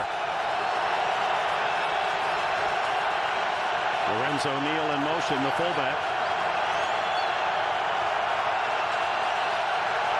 Here they come. Quick throw is complete to the tight end Peel, and he fights his way forward. I believe that second effort got the Chargers a first down.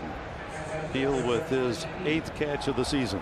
Not easy dragging Jeremiah Trotter with you as you try to squeak out enough yardage to pick up a first down. Peel comes in from the left. See, Trotter's got him all the way man for man, but Trotter loses his footing. It looked like he had a pretty firm tackle and maybe wouldn't allow Peel to get upfield. He lost his footing, and Peel, good effort there. Gives you an example of why it's so difficult to run against this Eagle blitz defense. Trotter in one play, he's in the backfield with a sack. The next, he's back covering a tight end. Well, it helps when you have players that can do everything. Good pickup block by Tomlinson, and Brees going deep for Caldwell, incomplete. And Caldwell fortunately elevated and saved an interception. I think Lito Shepherd was telling him right there that I had that thing. You saw him get a thumbs up from his coach, because if not for a great effort by Caldwell, that could have very easily been an interception. They were teammates at Florida. They know each other well. Both graduated in the same year. Lito Shepherd Good and effort. Riche Caldwell. Caldwell, a wonderful leaper, as you could see, to get up and deflect it. Here's the blitz up the middle. That time picked up.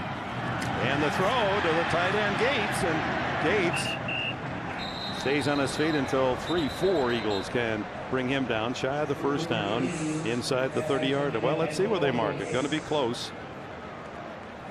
At about the 27. And that, Dick, is the other side of the blitz package. When you commit everybody right up the middle like that and you get handled, all of a sudden the quarterback, things really open up for him in his view downfield. Third down and less than a yard. That doesn't sound like much, but if you've been watching this game, that's a lot. Inside to Neal, and he plows forward for the first down to the 22. Lorenzo only his 11th carry. He had won the first half, 12 carries then in the entire season. And everywhere that he has played in the National Football League, Lorenzo Neal has the universal respect of everyone he plays with and against. He is the consummate fullback. It's his 13th year in the league, unselfish, and he is a pile-driving son of a gun. And can he block? 8 straight years he's blocked for a 1,000-yard rusher.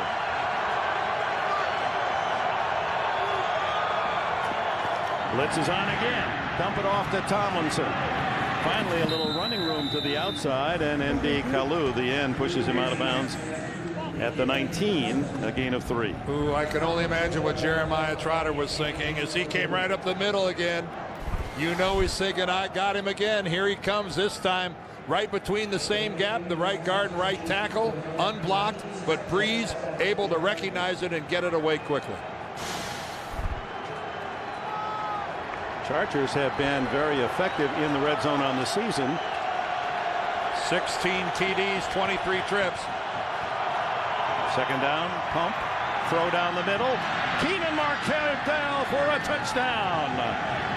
McCardell with his 6th touchdown grab of the season. Oh, there's a playoff Terrell Owens waiter routine when he scored. And McCardell bringing the plate of goodies, at least 6 points worth. I believe that's the old saying, what goes around comes around. First of all, look at this throw. Look at this execution. An excellent throw by Drew Brees. And again, McCardell, a big target at 6'1", got inside position on Sheldon Brown. Oh, and you know he was waiting for that. Nate Kading with the extra point, and the Chargers dormant the entire game suddenly explode. 74 yards, 13 plays. Brees to McCardell, 10-7 the score. A lot of great restaurants in this city of Philadelphia, and looking for a handy waiter. We got a couple of recommendations. We can go to Terrell Owens or Keenan McCardell. They seem well equipped for the job. 10-7 now the score. McCardell, the 3rd oldest receiver in the league, and produces the touchdown. Ryan Moats bobbles the kickoff and pays the price for that. Twisted out of bounds at the 15-yard line by Hannick Mulligan. Dick, I want to show you one of the best jobs of looking off a safety. Right there is safety Michael Lewis. Watch Drew Brees look the left side of the field. Look at him stare over there. Look at him, and then snap his head back to the right where he's cleared the middle of the field of the safety, and he comes right back to Keenan McCardell. And how long has Keenan McCardell been a good player in this league? Well, look where he sits there with the active receiving leaders. He's right behind Isaac Bruce, Marvin Harrison, and Jimmy Smith, the leaders. But that was as good a look of a quarterback looking off a safety and creating space for his guy downfield as you'll ever see. Now it's Donovan McNabb's turn, and as usually goes to the air and fires to Greg Lewis for a 5-yard gainer on first down. The last 25 Eagle plays, they're going to go to the run and pass more now. Well, the last 25 plays have all been pass. Well, Dick, it's truly mind-boggling. It is. I've never seen anything like this coming into this. It was 8 runs and 46 passes. If I wasn't looking, I wouldn't believe it. Chargers were shy a man. They were playing with 10, and just getting on the field in time was Sean Merriman. Ooh, look at Jamal Williams in the middle, along with Merriman making the tackle.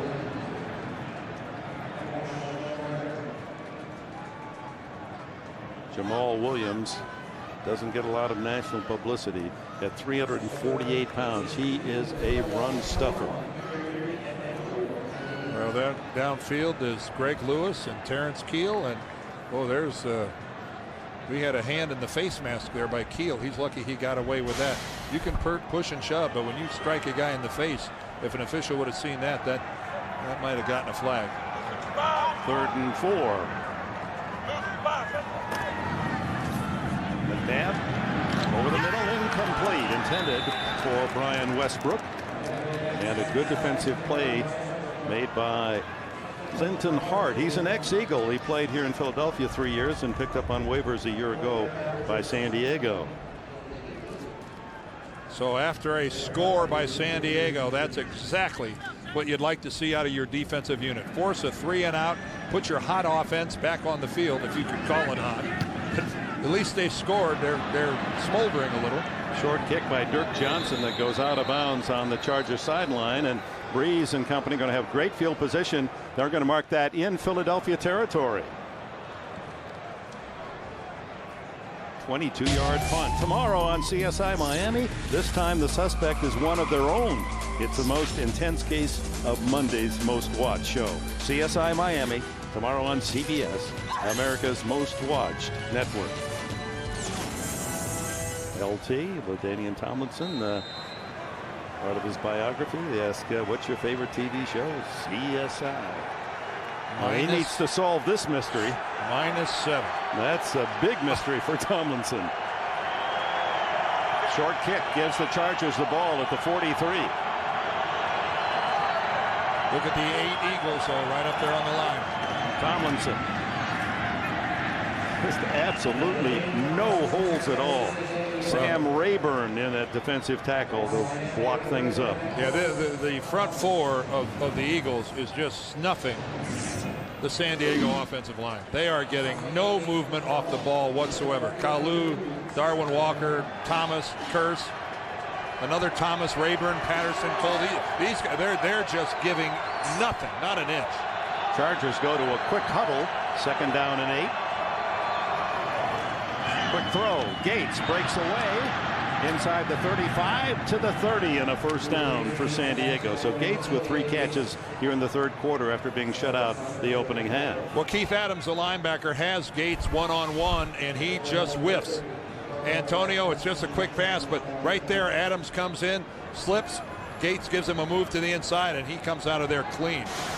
And all of a sudden, there's a lot of uneasiness here in Philadelphia. Hurry-up offense employed now by Brees and the Chargers. 1st down at the 30. Trailing 10-7. Underneath and complete. Intended for Kasim Osgood, a big, rangy 6'5" wide receiver.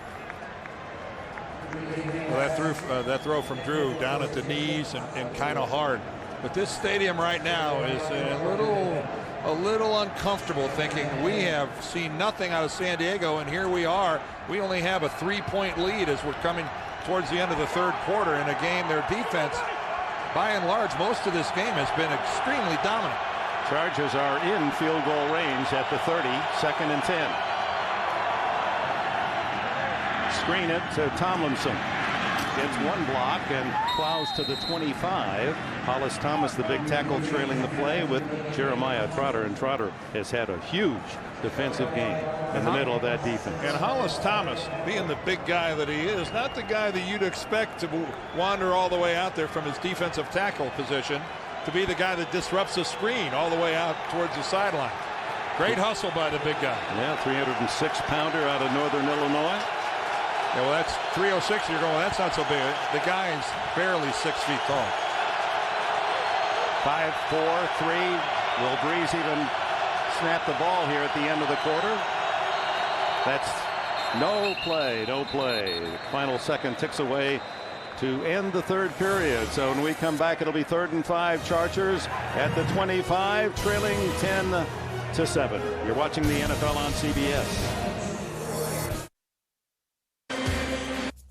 Blindside on Brees. Down he goes.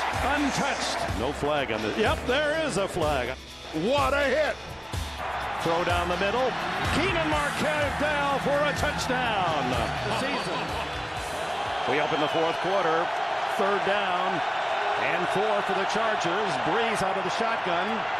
Over the middle, complete to Antonio Gates, and he has the first down at the 15-yard line. And it's as if someone turned on the switch. Gates was out of the room the whole first half, and here in the second half, he has been lights on. Well, the thing about great players is they don't lose confidence. All he wants is an opportunity. And again, that's just the simplest of patterns. But with that big body, he's able to screen Jeremiah Trotter away. But again, it all started with Drew Brees, who got a really good look at things from a good pocket. This is an area where both teams have had trouble with their footing. First down at the 15, trailing by 3, opening the fourth quarter. Brees to the sideline, complete to McCardell, and he steps out of bounds at the 8-yard line. Michael Lewis, the safety, covering. Tomlinson now down in close range to that goal line as he and Lenny Moore, the great Hall of Famer of the Baltimore Colts, each with a record shared at 18 consecutive games scoring a touchdown. Well, we certainly haven't seen anything to this point to think it's going to happen right now. They're going to have to get a lot closer, aren't they? 2nd down and short. Brees to the end zone. Touchdown to Gates. My, oh my. 6 catches here in the second half for Antonio Gates. And the Chargers, who have been outplayed most of this game, now own the lead. Well, Antonio Gates is locked up one-on-one with Michael Lewis, and Michael Lewis never sees the football.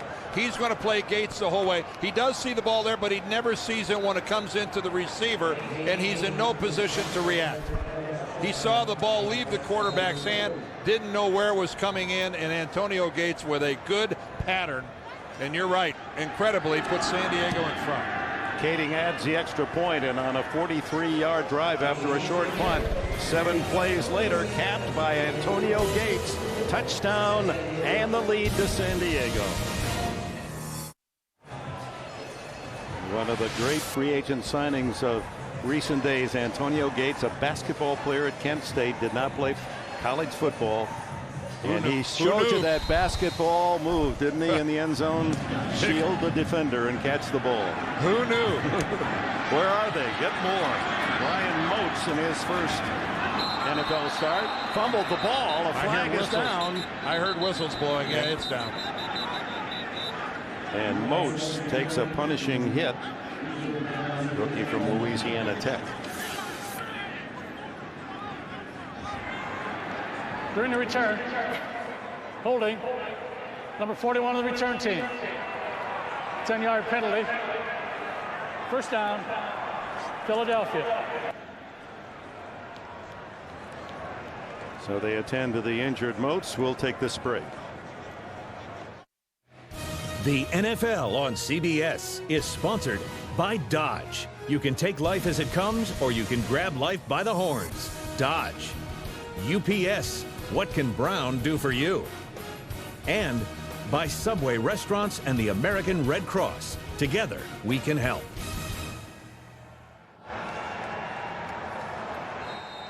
Welcome back. A painful introduction to the NFL for Ryan Moats. They're also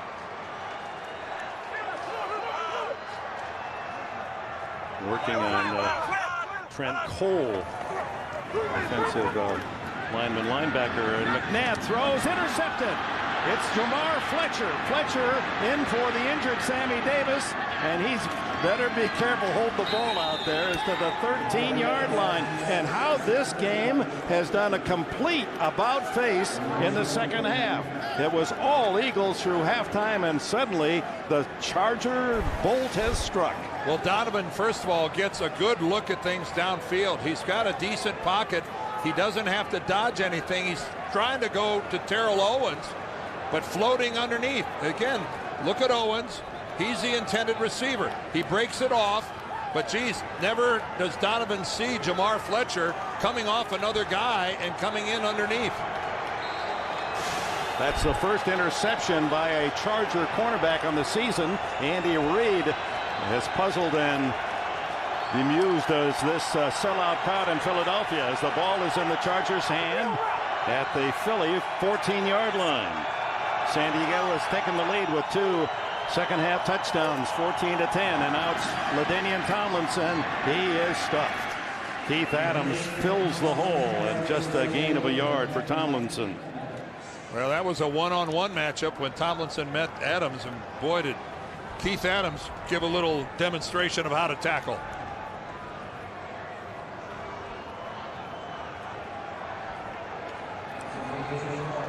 We welcome those of you watching NFL action around the country. We're here in Philadelphia where the San Diego Chargers have rallied from a 10-0 deficit and lead Philadelphia 14-10, and Jamar Fletcher's interception has positioned Brees and company inside the 15 of the Eagles. The pass and wide open. It goes to Keenan McCardell, who had a touchdown grab earlier in this second half.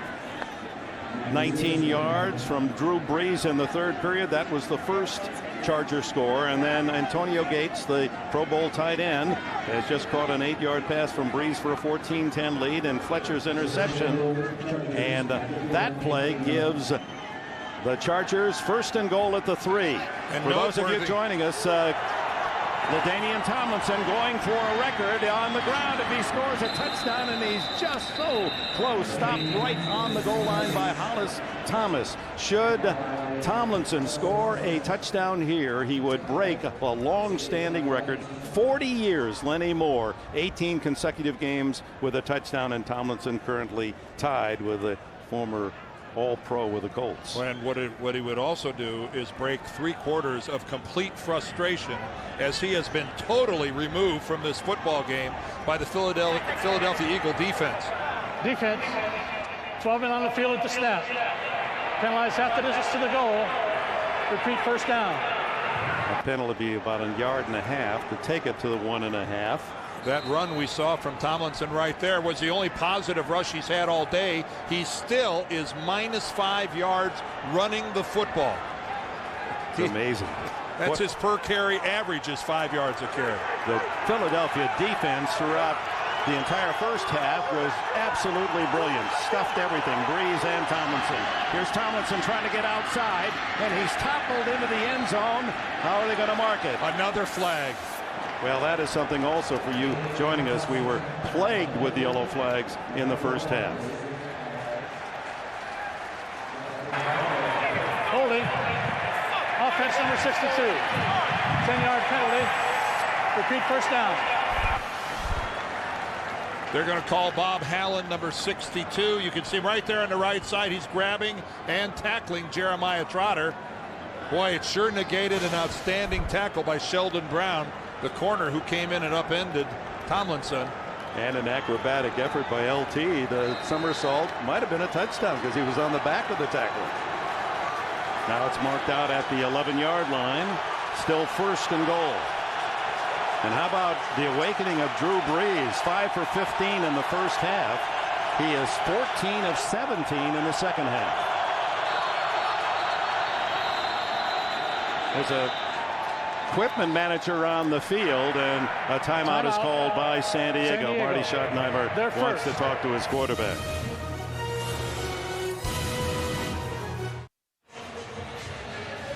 Beautiful Lincoln Field on an ideal football day in Philadelphia, PA.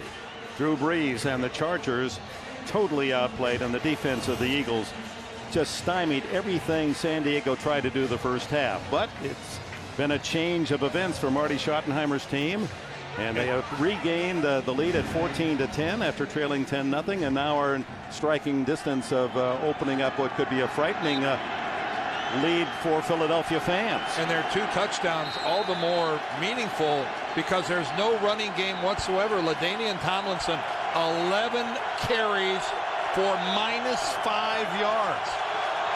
And San Diego's a team 0 yards rushing. Tomlinson on a draw. He's to the 6-yard line, and that's his longest run of the game. By far. Keith Adams, the tackler, with Trotter.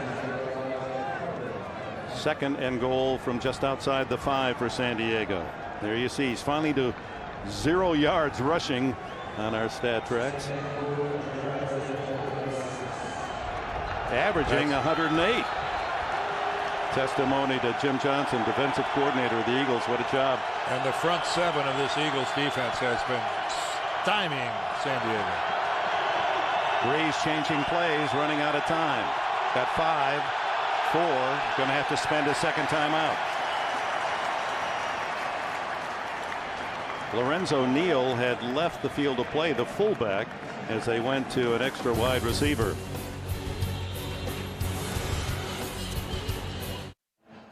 The NFL on CBS is sponsored by Sony. Transform the way you watch football with Sony, the world's greatest high-definition television. And by new Budweiser Select, brewed for a crisp taste that finishes clean. Be selective. The 3-2 Eagles off a bye week. Jump to a 10-0 lead early in the 3rd quarter, but San Diego now up 14-10, and it's 2nd and goal at the Philadelphia 6-yard line for the Chargers. And Trotter, who has had a brilliant game defensively in the middle of that tenacious Philadelphia blitzing defense, has been outstanding. Welcome to Philadelphia, where the Chargers are on the Eagles 6-yard line with a 14-10 lead. This after an interception by Jamar Fletcher. It's 2nd and goal. Brees hit from behind, and down he goes as Javon Curse has the sack. The 3rd sack by this blitzing Eagle team today. Well, Jim Johnson decides to come at Drew Brees from both sides. And Drew Brees is not quite sure which way to go. Here comes Curse, but you can see on the other side, he's got a stumbling N.D. Kalu falling towards him. And by the time he turns, wow, there's Javon Curse all over him. Now that's a sample of how Philadelphia dominated the first half of this game. Brees couldn't throw. Tomlinson, when he ran, only came up with negative yards, and Gates didn't have a catch. But Gates with 6 catches here in the second half, 1 for a touchdown. 3rd and goal. Oh, direct snap to Tomlinson. He slipped, as so many have in that portion of the field, for little gain. Kalu and Matt Ware there to down him. Well, you have to wonder about how many yards this is going to cover, but it never had a chance. And again, we have seen it all day long. Players attempting to make a sharp cut. They overstride the side of their shoe, catches the turf instead of the cleat, and down they go. And San Diego wastes 2 timeouts on that drive. Kading a 34-yard attempt, and he is perfect this year, 11 for 11. And the Chargers have a touchdown lead, 17-10. And we'll see if those 2 timeouts might have come in handy later in this game. Well, this is the first half of a delicious doubleheader on CBS today. Many of you have already enjoyed other action. Here are the nightcaps: Denver and the Giants, Baltimore and the Bears. The Bills are out at Oakland, and Tennessee at Arizona. Check your local listings. Many of you will see Denver at 5-1, the leaders in the AFC West, against the New York Giants of the AFC East. Here's a look at the West, where the Broncos gallop out to a 5-1 start. Kansas City with a win in Miami Friday night. In second place, San Diego, as we said at the start of the telecast, has to be the best 3-3 team in the league. And how about the NFC East, Dick, where Philadelphia has owned this division? Remember, they won this division last year by 7 games. Coming into today, they're in last place, only played 1 division game, and that was a drubbing in Dallas 2 weeks ago. So not exactly a lot of confidence. This division has caught up with the Philadelphia Eagles. I think there's been a lot of advancement by the other teams and a little regression by Philadelphia. That NFC East, all 4 teams with winning records. NFC North and the AFC East have no teams with winning marks. Rod Hood back for Kading's kickoff at the 2-yard line. Hood in because Moats was injured on the last return, and Hood takes a good smack from Stephen Cooper. Well, here's what's transpired to this point. LaDainian Tomlinson, as we documented, has done absolutely nothing. Every time he turned, Terrell Owens got the first score of the game, and then he tried he showed everybody that he's a waiter or a maitre d', and then Keenan McCardell scores for San Diego, and he whips out a towel, and he does a little bit of a T.O. imitation, and then Antonio Gates finally breaks free. A interception by Jamar Fletcher. He floated underneath, and that led to these 3 points here. So you're up to date, 17-10. The Eagles, plenty of time left. 9:15 here in the fourth. And the throw is to Steven Spock, the backup tight end, the rookie from Fresno State. And with that, now they're going to call it incomplete. At this point, Donovan McNabb in this pass-oriented Eagle offense has completed 33 passes. That's one away from Randall Cunningham's Eagle all-time record. We've been told that Ryan Moats, the rookie running back for Philadelphia, has a concussion, and he will not play the rest of this game. McNabb, good protection into the flat to Westbrook and tackled by Fletcher. Jamar Fletcher, who's in the game because Sammy Davis, who started at a corner, went out with appeared to be a rib injury, and Davis was in because Drayton Florence didn't make the trip with an ankle injury, but Fletcher has produced that tackle and a big interception. Well, there's a luxury in San Diego in the safety position, but corners, they are up against it. They are plumb out of corners. Quentin Jammer and Fletcher, and that's it. That's it. Fletcher came to San Diego in the trade for David Boston with Miami. 3rd and 7. Down the middle and deflected, incomplete. Reaching in was Clinton Hart, the ex-Eagle, extra defensive back. It appeared to be right on the money, the throw, but Hart, a good defensive play. Well, first of all, great job by Philadelphia picking up the blitz. Look at Brian Westbrook come over right there, giving Donovan McNabb a clear line of sight downfield. That's just a great play by Hart. That is, there's no ifs, ands, or buts. That's all Clinton Hart. Took it right out of Terrell Owens' hands. This is Eric Parker, and he's tripped up and a flag down at the 30-yard line. Sean Considine, a 4th-round draft pick from Iowa, made that solid tackle on special teams. It was a deluge of penalty flags the first half, then more digestible here in the second. During the return, illegal block in the back. Number 48 of the return team. 10-yard penalty. First down. Terrence Keel guilty. Reminder, college life rocks. That's what they tell me. But next Sunday, college life is going to bite. CBS presents a world premiere movie just in time for Halloween, Vampire Bats. Next Sunday, CBS, America's most watched network. I want to drink your blood. You got a part of it? Look at Brees in the second half. Completed only 33% of his passes the first half. Tomlinson, boy, he has drawn a crowd of green jerseys on every carry. Armen, what do you have for us? Well, you know, Drew Brees and how he's engineered these scoring drives in the second half, Dick. I've really marveled at how he's learned how to manage the game, not panicking when they were down 10-0, forcing the ball into coverage as he did so often in 2003, making a mistake that would have turned this game around. He said the best plays are not necessarily a touchdown pass, but maybe when I throw the ball away. Someone in the organization, they're the only people that know when I make those great decisions. And it's one of the reasons he went from the 29th rated quarterback in 2003 to number 3 last year. As he throws, and it's intercepted by Trotter, Jeremiah Trotter. But he was in the right place at the right time. The defensive charge of Mark Semino forced Brees to throw out a flopper. The play between the tackles by San Diego has been really bad. And we welcome you fans who are seeing your first NFL action of this day. We're in Philadelphia, 4th quarter, midway, 7:27 left. And Drew Brees, watch this, as Mark Semino, 53, hits his arm, and it flops right to Jeremiah Trotter, who's been all over this field today.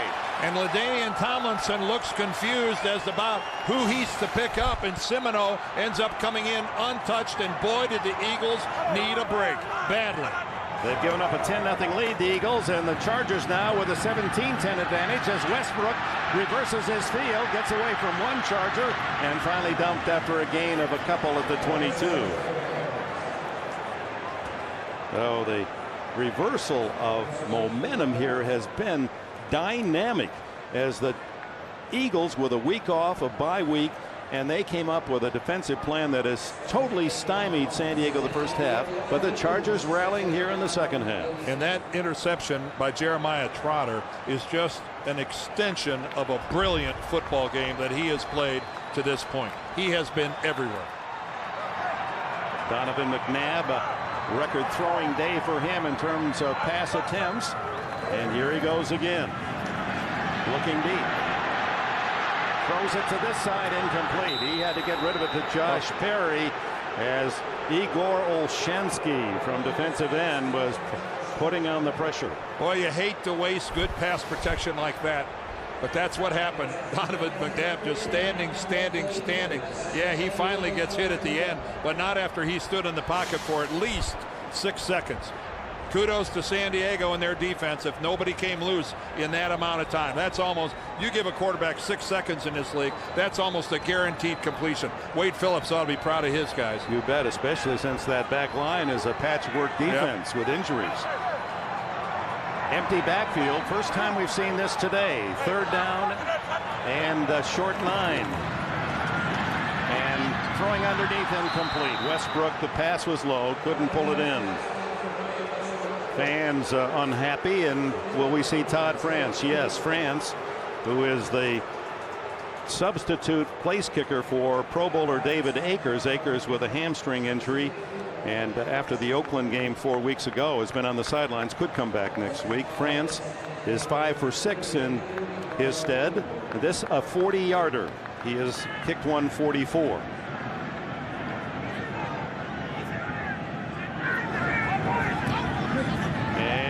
To the right side, hits the post almost, and slides through. Might have picked up some paint on the way. It hits the upright, unless that's some sort of an optical illusion. It sure looked like it hit the right upright. When this thing is halfway there, this looks like no chance, but he's got the nice tournament draw on it, and that ball caroms off the right upright and goes on through. Vive la France. Yeah. That was close. 17-13 the score. Plenty of time left. 6:26. Remember, Chargers spent 2 timeouts down on the goal line on that last possession.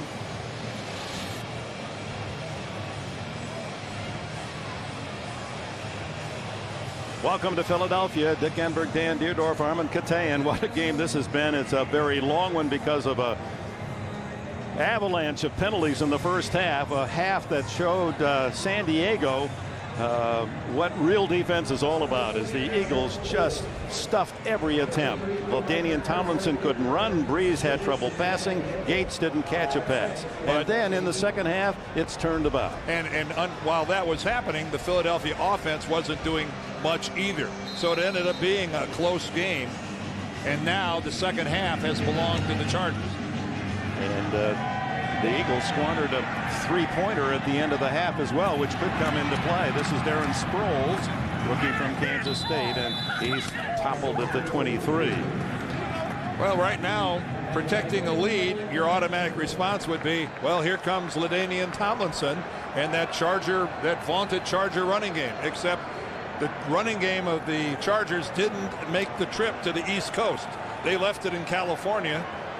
The defense of the Eagles just beating up on the blockers for the Chargers. Tomlinson, number 3 in the league with 652 yards rushing coming into the game, has carried 14 times for a -1 yard.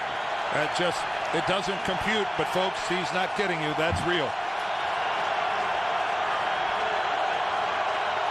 Antonio Gates shifting to the right side. Tomlinson with a flag down. Linesman tossing the flag and points at San Diego. False start. Offense number 87. 5-yard penalty. It remains first down. Keenan McCardell apparently lined up offside or gave a little extra move on the line of scrimmage. 19 accepted penalties in this game. It has been an extraordinary total. But, you know, penalties like that, a wide receiver on a running play off right guard should not get a penalty for anything. 148 yards average rushing, and today +4 rushing. Brees. And has to throw it away. No one worked open for him as he saved the sack. N.D. Kalu, the defensive end from Rice University, was on his back the whole way. Brees is a remarkable young guy when it comes to confidence. Remember when they were 4-12 2 years ago, you met with him and you would have thought they're on the way to the Super Bowl. He just exudes confidence, this young guy. Marty Schottenheimer said he never has, doesn't now, and never will lack confidence. Said that's a quality you really admire and need in a quarterback. Currently the clocks are not functioning. 2nd and 15 underneath the gates, and he is double teamed, and now he goes after a very short gain. Mark Simino and Brian Dawkins with the tackle, and that'll bring up 3rd down and long. Oh, this has been, with the exception of these last couple drives, an inspired effort by this Philadelphia defense today, and I'm sure Marty and his offensive coordinator Cam Cameron are in a quandary as to how to call this game offensively, because everything they do is based around the running game that isn't there. 3rd down and 10. And it's as noisy now as it has been, and here comes the blitz, and Brees breaks out of there. He staggers to the 30, to the 32, and despite that valiant effort, will come up 1.5 yards short of a 1st down, and he took a good hit from Trotter and Lewis. Well, Drew Brees, no hook slide in that situation. This is a fire alarm, not a means of trying to encourage more noise from the fans or adding to the crowd noise, and apparently they have not been able to correct it.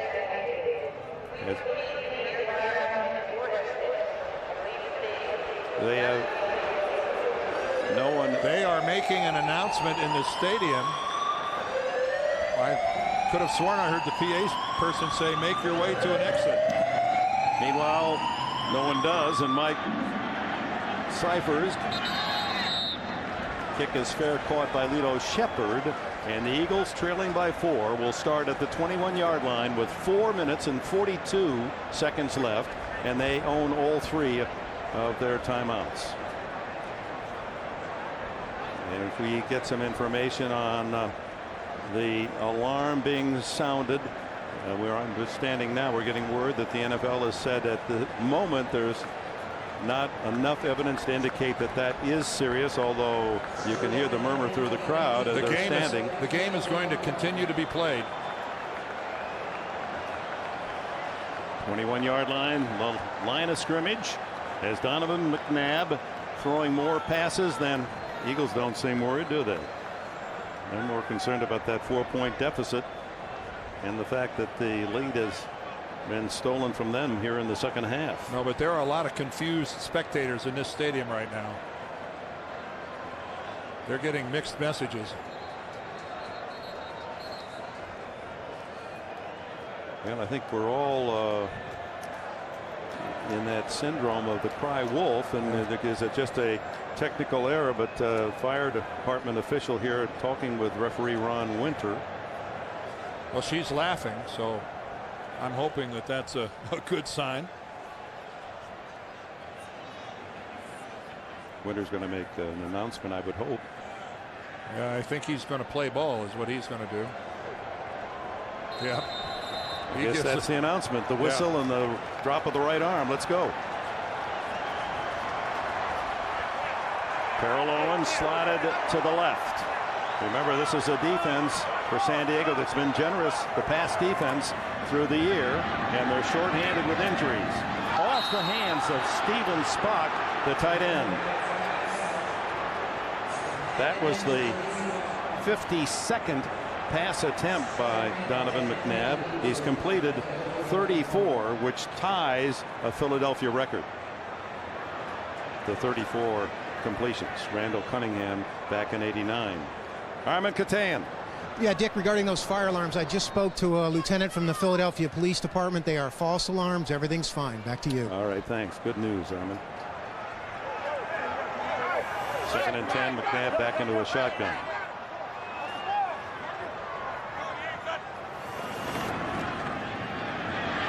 Steps away from pressure. Then he's hit from behind by Luis Castillo. Well, that is a heck of a play on a 3-man pass rush where you end up bringing down the quarterback. The Chargers and Wade Phillips brought 3 guys, dropped 8, and they get to the quarterback. I take it back, they brought 4. Merriman came on this side. Merriman came on the 4th side. They dropped 7, but great hustle by the #1 draft choice of the Chargers.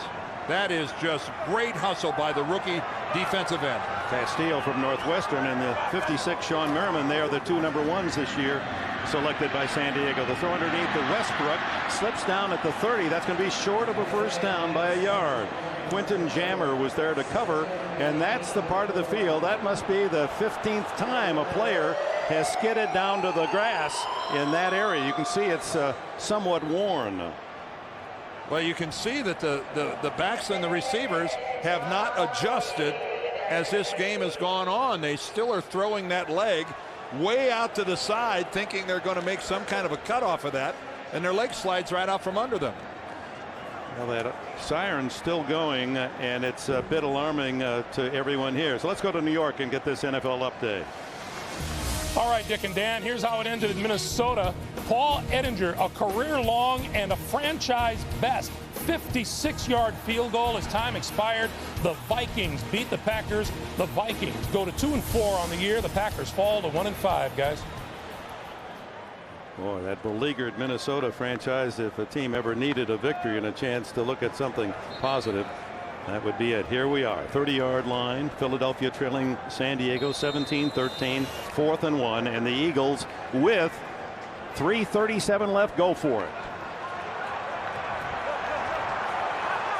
In a similar 4th and 1, McNabb passed for the first down earlier in the game. He's going to do it again. Throws incomplete, and the Chargers take over on downs at the 30-yard line. Boy, when you do a straight drop back on a 4th and 1, talk about the proverbial of reducing the chances of success by not having a running game. Just a token play action fake, and then again that ball had no chance of being completed. It just sails. It just sails on Donovan McNabb, trying to find his way to Lamar Gordon, and the ball just got away from Donovan. That even if the ball would have been down, it may have gotten them the yardage, but that ball never had a chance. It floated way over his head. Well, that's going to be second guesser's delight too, with 3 minutes and 32 seconds left and all 3 timeouts for Philadelphia, or they have 2 timeouts left, not kicking. Instead, it's Brees and the Chargers taking over at the 30, and Tomlinson. Again, every inch has been difficult for him to gain. Maybe 2 yards, and Hollis Thomas with the tackle, and the Eagles spend a timeout.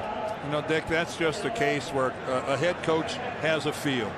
And Andy Reid had to trust his instincts there as to whether to punt the ball away and whether to go for it. With it being 4th and 4 or 5, I don't think there's any question that they would have punted. But being 4th and 1, I think he just felt, hey, if we can't pick up a yard, well, maybe we don't deserve to win this game. Speaking of picking up a yard, Tomlinson actually got 2 and is in the plus pool finally. 15 carries for a 1 yard for the brilliant running back of the San Diego Chargers, and all of that to provide underlining testimony to this Eagle defense against the run. Well, this game, one of the longest certainly of this season, and here's the back end of our CBS doubleheader. Denver and the Giants, Baltimore will be in Chicago, out on the West Coast, Buffalo and Oakland, and Tennessee, Arizona. Stay tuned for continuing action right here on CBS. Well, there's still plenty of game left here. If Philadelphia does not allow a first down, that's going to force a long field goal try by San Diego. Really critical here for the Eagles. Do not allow San Diego to move the sticks. Brees gives to Tomlinson. Finally gets into the secondary, and had it not been for that tackle of Lito Shepherd, Tomlinson had the sidelines free. Timeout, Philadelphia. And you're right about that one-on-one tackle. And trust us, folks, this is the most room LaDainian Tomlinson has seen all day long. By a wide margin, that's the most room he has seen. It was a 5-yard gain. It has been total domination of the line of scrimmage by the Philadelphia Eagles and their defensive front. Now the Eagles have used their complement of timeouts. They can't stop the clock. We'll have the 2-minute warning. 3:21 left. Now a misuse of the clock at the end of the first half cost the Eagles a short field goal try. They were inside the San Diego 5 and elected, instead of throwing to the end zone, threw a pass in play, the tackle made, and they ran out of time before they could try the field goal. They tried to spike the ball to stop the clock. They did it with 1 second, but they were in motion when they did it. Thus a runoff. It would have been a cinch field goal, and the score then would be 17-16. Tomlinson, boy, runs into another stone wall. Keith Adams filling the gap. This Eagle defense, when they are making tackles, their shoulders are square. They are driving upfield. And the San Diego ball carriers, regardless of who they are, end up either stopping dead or going backwards. Now the Chargers have the ball because Andy Reid went for it 4th and 1 and the pass failed. Now here are the Chargers looking at 4th down and 2, and thus far the field goal unit has not been sent out. Well, they're going to let the play clock run down as far as possible. Down to 2:40. Keteyian, who has been perfect on the season, won today to give him 11 straight. Remember, his miss against the Jets in the playoff last year was a tough one to digest all off season. This young guy from Iowa, who was a 3rd-round pick, he was so well regarded by NFL scouts. Well, this would be right at a 39 or 40 yarder, depending on the exact spot of the ball. He kicked a 34-yard attempt successfully in the 3rd quarter. Were you joining us along the way? The Eagles jumped out to a 10-0 lead early in the 3rd quarter and were totally dominating the Chargers, especially the Eagle defense. And then a Brees McCardell 19-yard touchdown made it 10-7. A Brees to Gates touchdown, 14-10. Chargers in the lead. Then Keteyian the 34-yard field goal, answered by Todd France's 40-yard field goal here in the 4th at 17-13. Another 40-yard attempt. And it's blocked. And picked up. This could go all the way. Matt Ware. Touchdown.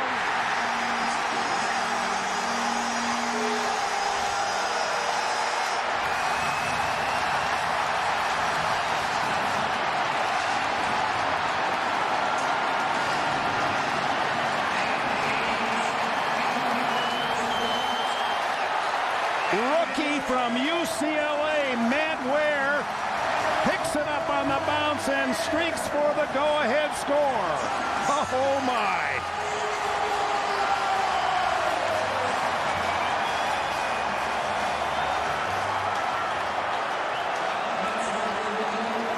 Oh, that look tells it all for the Chargers, who have lost 3 tight games late in the game with a lead. And now France hooks in the extra point. And the Eagles celebrate a 20-17 lead. Well, it was a nice run back, but it all starts with a block. Let's take a look at it right here. It's number 27, Michael Quinton, who does the dirty work, and then Matt Ware gets the glory. And wow, what a turnaround here in Philadelphia. And keep in mind, San Diego used their timeouts. The left hand of Michael Quinton actually blocked the ball, and sometimes that football takes a really nice hop. And that one came right up to eye level for Matt Ware. Matt Ware was an outstanding baseball player in college as well. He scooped that one up and ran it right into the dugout for Philadelphia. 65 yards on the return. Dick, more often than not, that football takes a funky bounce. And that time it was a perfect Eagle hop. So Quinton Michael from Boise State blocks the kick, and Matt Ware, the rookie from UCLA, gives the Eagles the lead on the 65-yard return.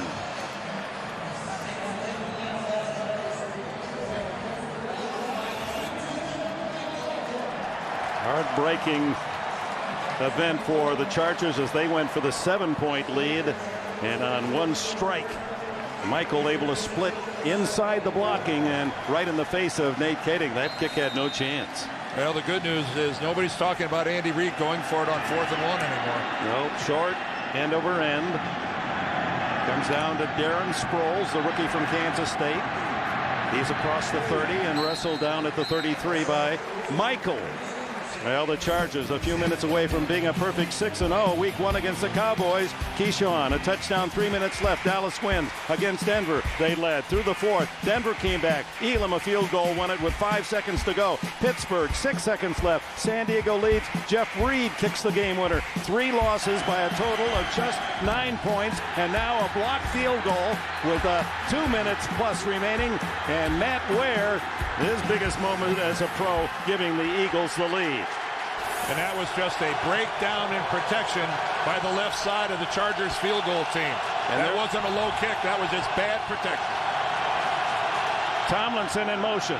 The throw goes the other way to Antonio Gates, and he's out to the 42-yard line and close to a first down as the clock will tick down to the 2-minute timeout. Now Keteyian hoping he gets another chance at least to tie the game as we arrive at the 2-minute timeout. He needs his teammates to get him down near that 34 or 35-yard line. I'm out in Philadelphia. Welcome back. Eagles now with the lead, 20-17, 2 minutes to go. Target line for Keteyian to kick. His range would be 51 yards, although that blocked field goal might change one's thinking. And the Chargers need about 24 yards to get to that spot as Brees goes deep and completes it to Caldwell.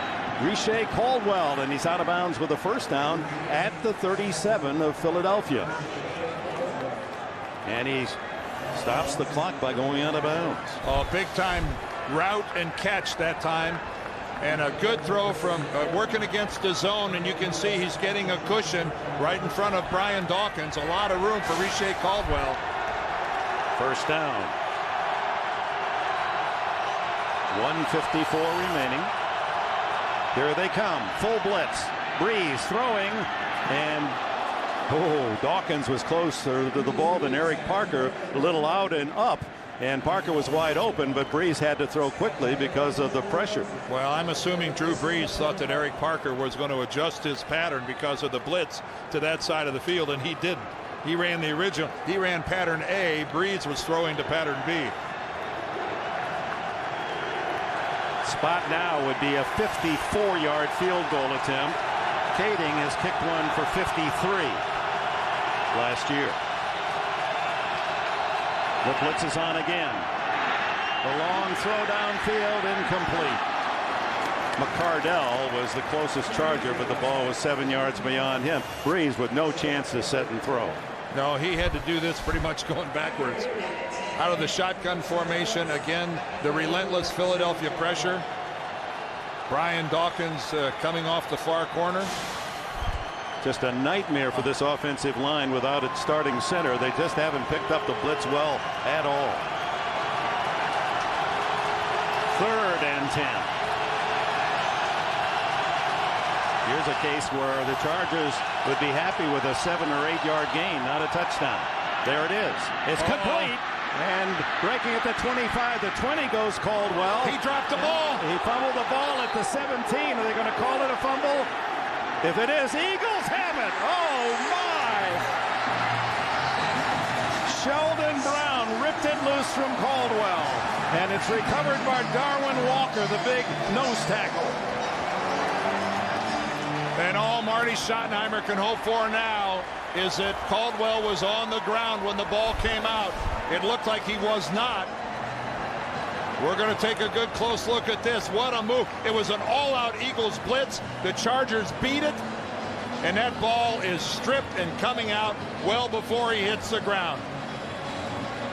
Let's look at a knee to see if it's down. By contact. Whoa. Oh, maybe not. It's pretty close. Whoa, much closer from that angle.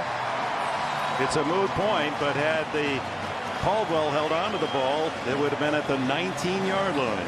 Keep in mind, we're inside 2 minutes of the game here, so the replay official upstairs, this is in his lap. It's not up to Schottenheimer to challenge it, but look how close this is. Let's look at that left knee. The knee is, whoa, that is so close. Do we stop it with a knee down and see where the ball is? Is it possible to split it that closely? Being reviewed. Yes, I'll bet you the play is being reviewed. There, the knee's down. Now, wait, the right. There's the rip of the ball. There. Oh, the ball looks like it has started its journey to being loose. Brown rips it right. He's ripping it right there. The ball, he's right there. Caldwell only has the tail end of the football. He only has the tail end of the football. Now we got to start with the call on the field. The call on the field, everybody, was a fumble. The call was a fumble. So it has to be the replay official and Ron Winter looking at something that indisputably changes that. I don't think they're going to find it. And I don't think we're going to find it either. The play's being reviewed to determine if the runner was down by contact before the fumble. In the midst of this, how about Sheldon Brown? Brown, in the last 2 games for the Eagles, scored a defensive touchdown. He went 40 yards with an interception against Kansas City, 80 yards with a fumble return against Dallas, and here in a critical spot of the game where the Chargers certainly would have been within a tying field goal, reaches in and has the strength to rip it away from Caldwell. I just look at this over and over, and I just don't see how Ron Winter can look at this and say that he saw something that indisputably gives him enough evidence to overturn the call on the field. For Marty Schottenheimer, how strong must the stomach lining be? He sees his team go for a field goal that would give him a 7-point lead, blocked, touchdown the other way, Philadelphia. They battle back, fight inside the 20-yard line for what would appear at least a tying field goal, and watch it fumble away. Well, Dick, talk about irony. What has been the real problem with the Eagles? One of their biggest problems, special teams. How do they get back in the lead in this ball game? With a special teams play. That was the #1 priority for Andy Reid over the bye week, was to work on his special teams, where in a lot of categories they were last in the NFL. And then when they needed a big play today, they got it. They got it from Michael Quinton with the block and from Matt Ware with the return. This is a difficult call for Ron Winter, our referee. You just have to start with the call on the field, everybody. Can he overturn it?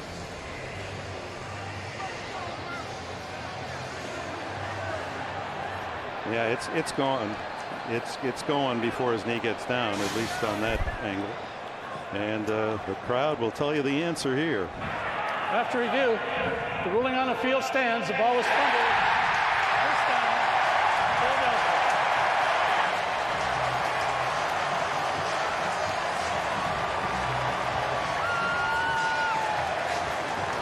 And Andy Reid goes to a man who has been brilliant, Jeremiah Trotter, all game long. He wasn't in the thick of that one, but throughout this game, Trotter made one big play after another.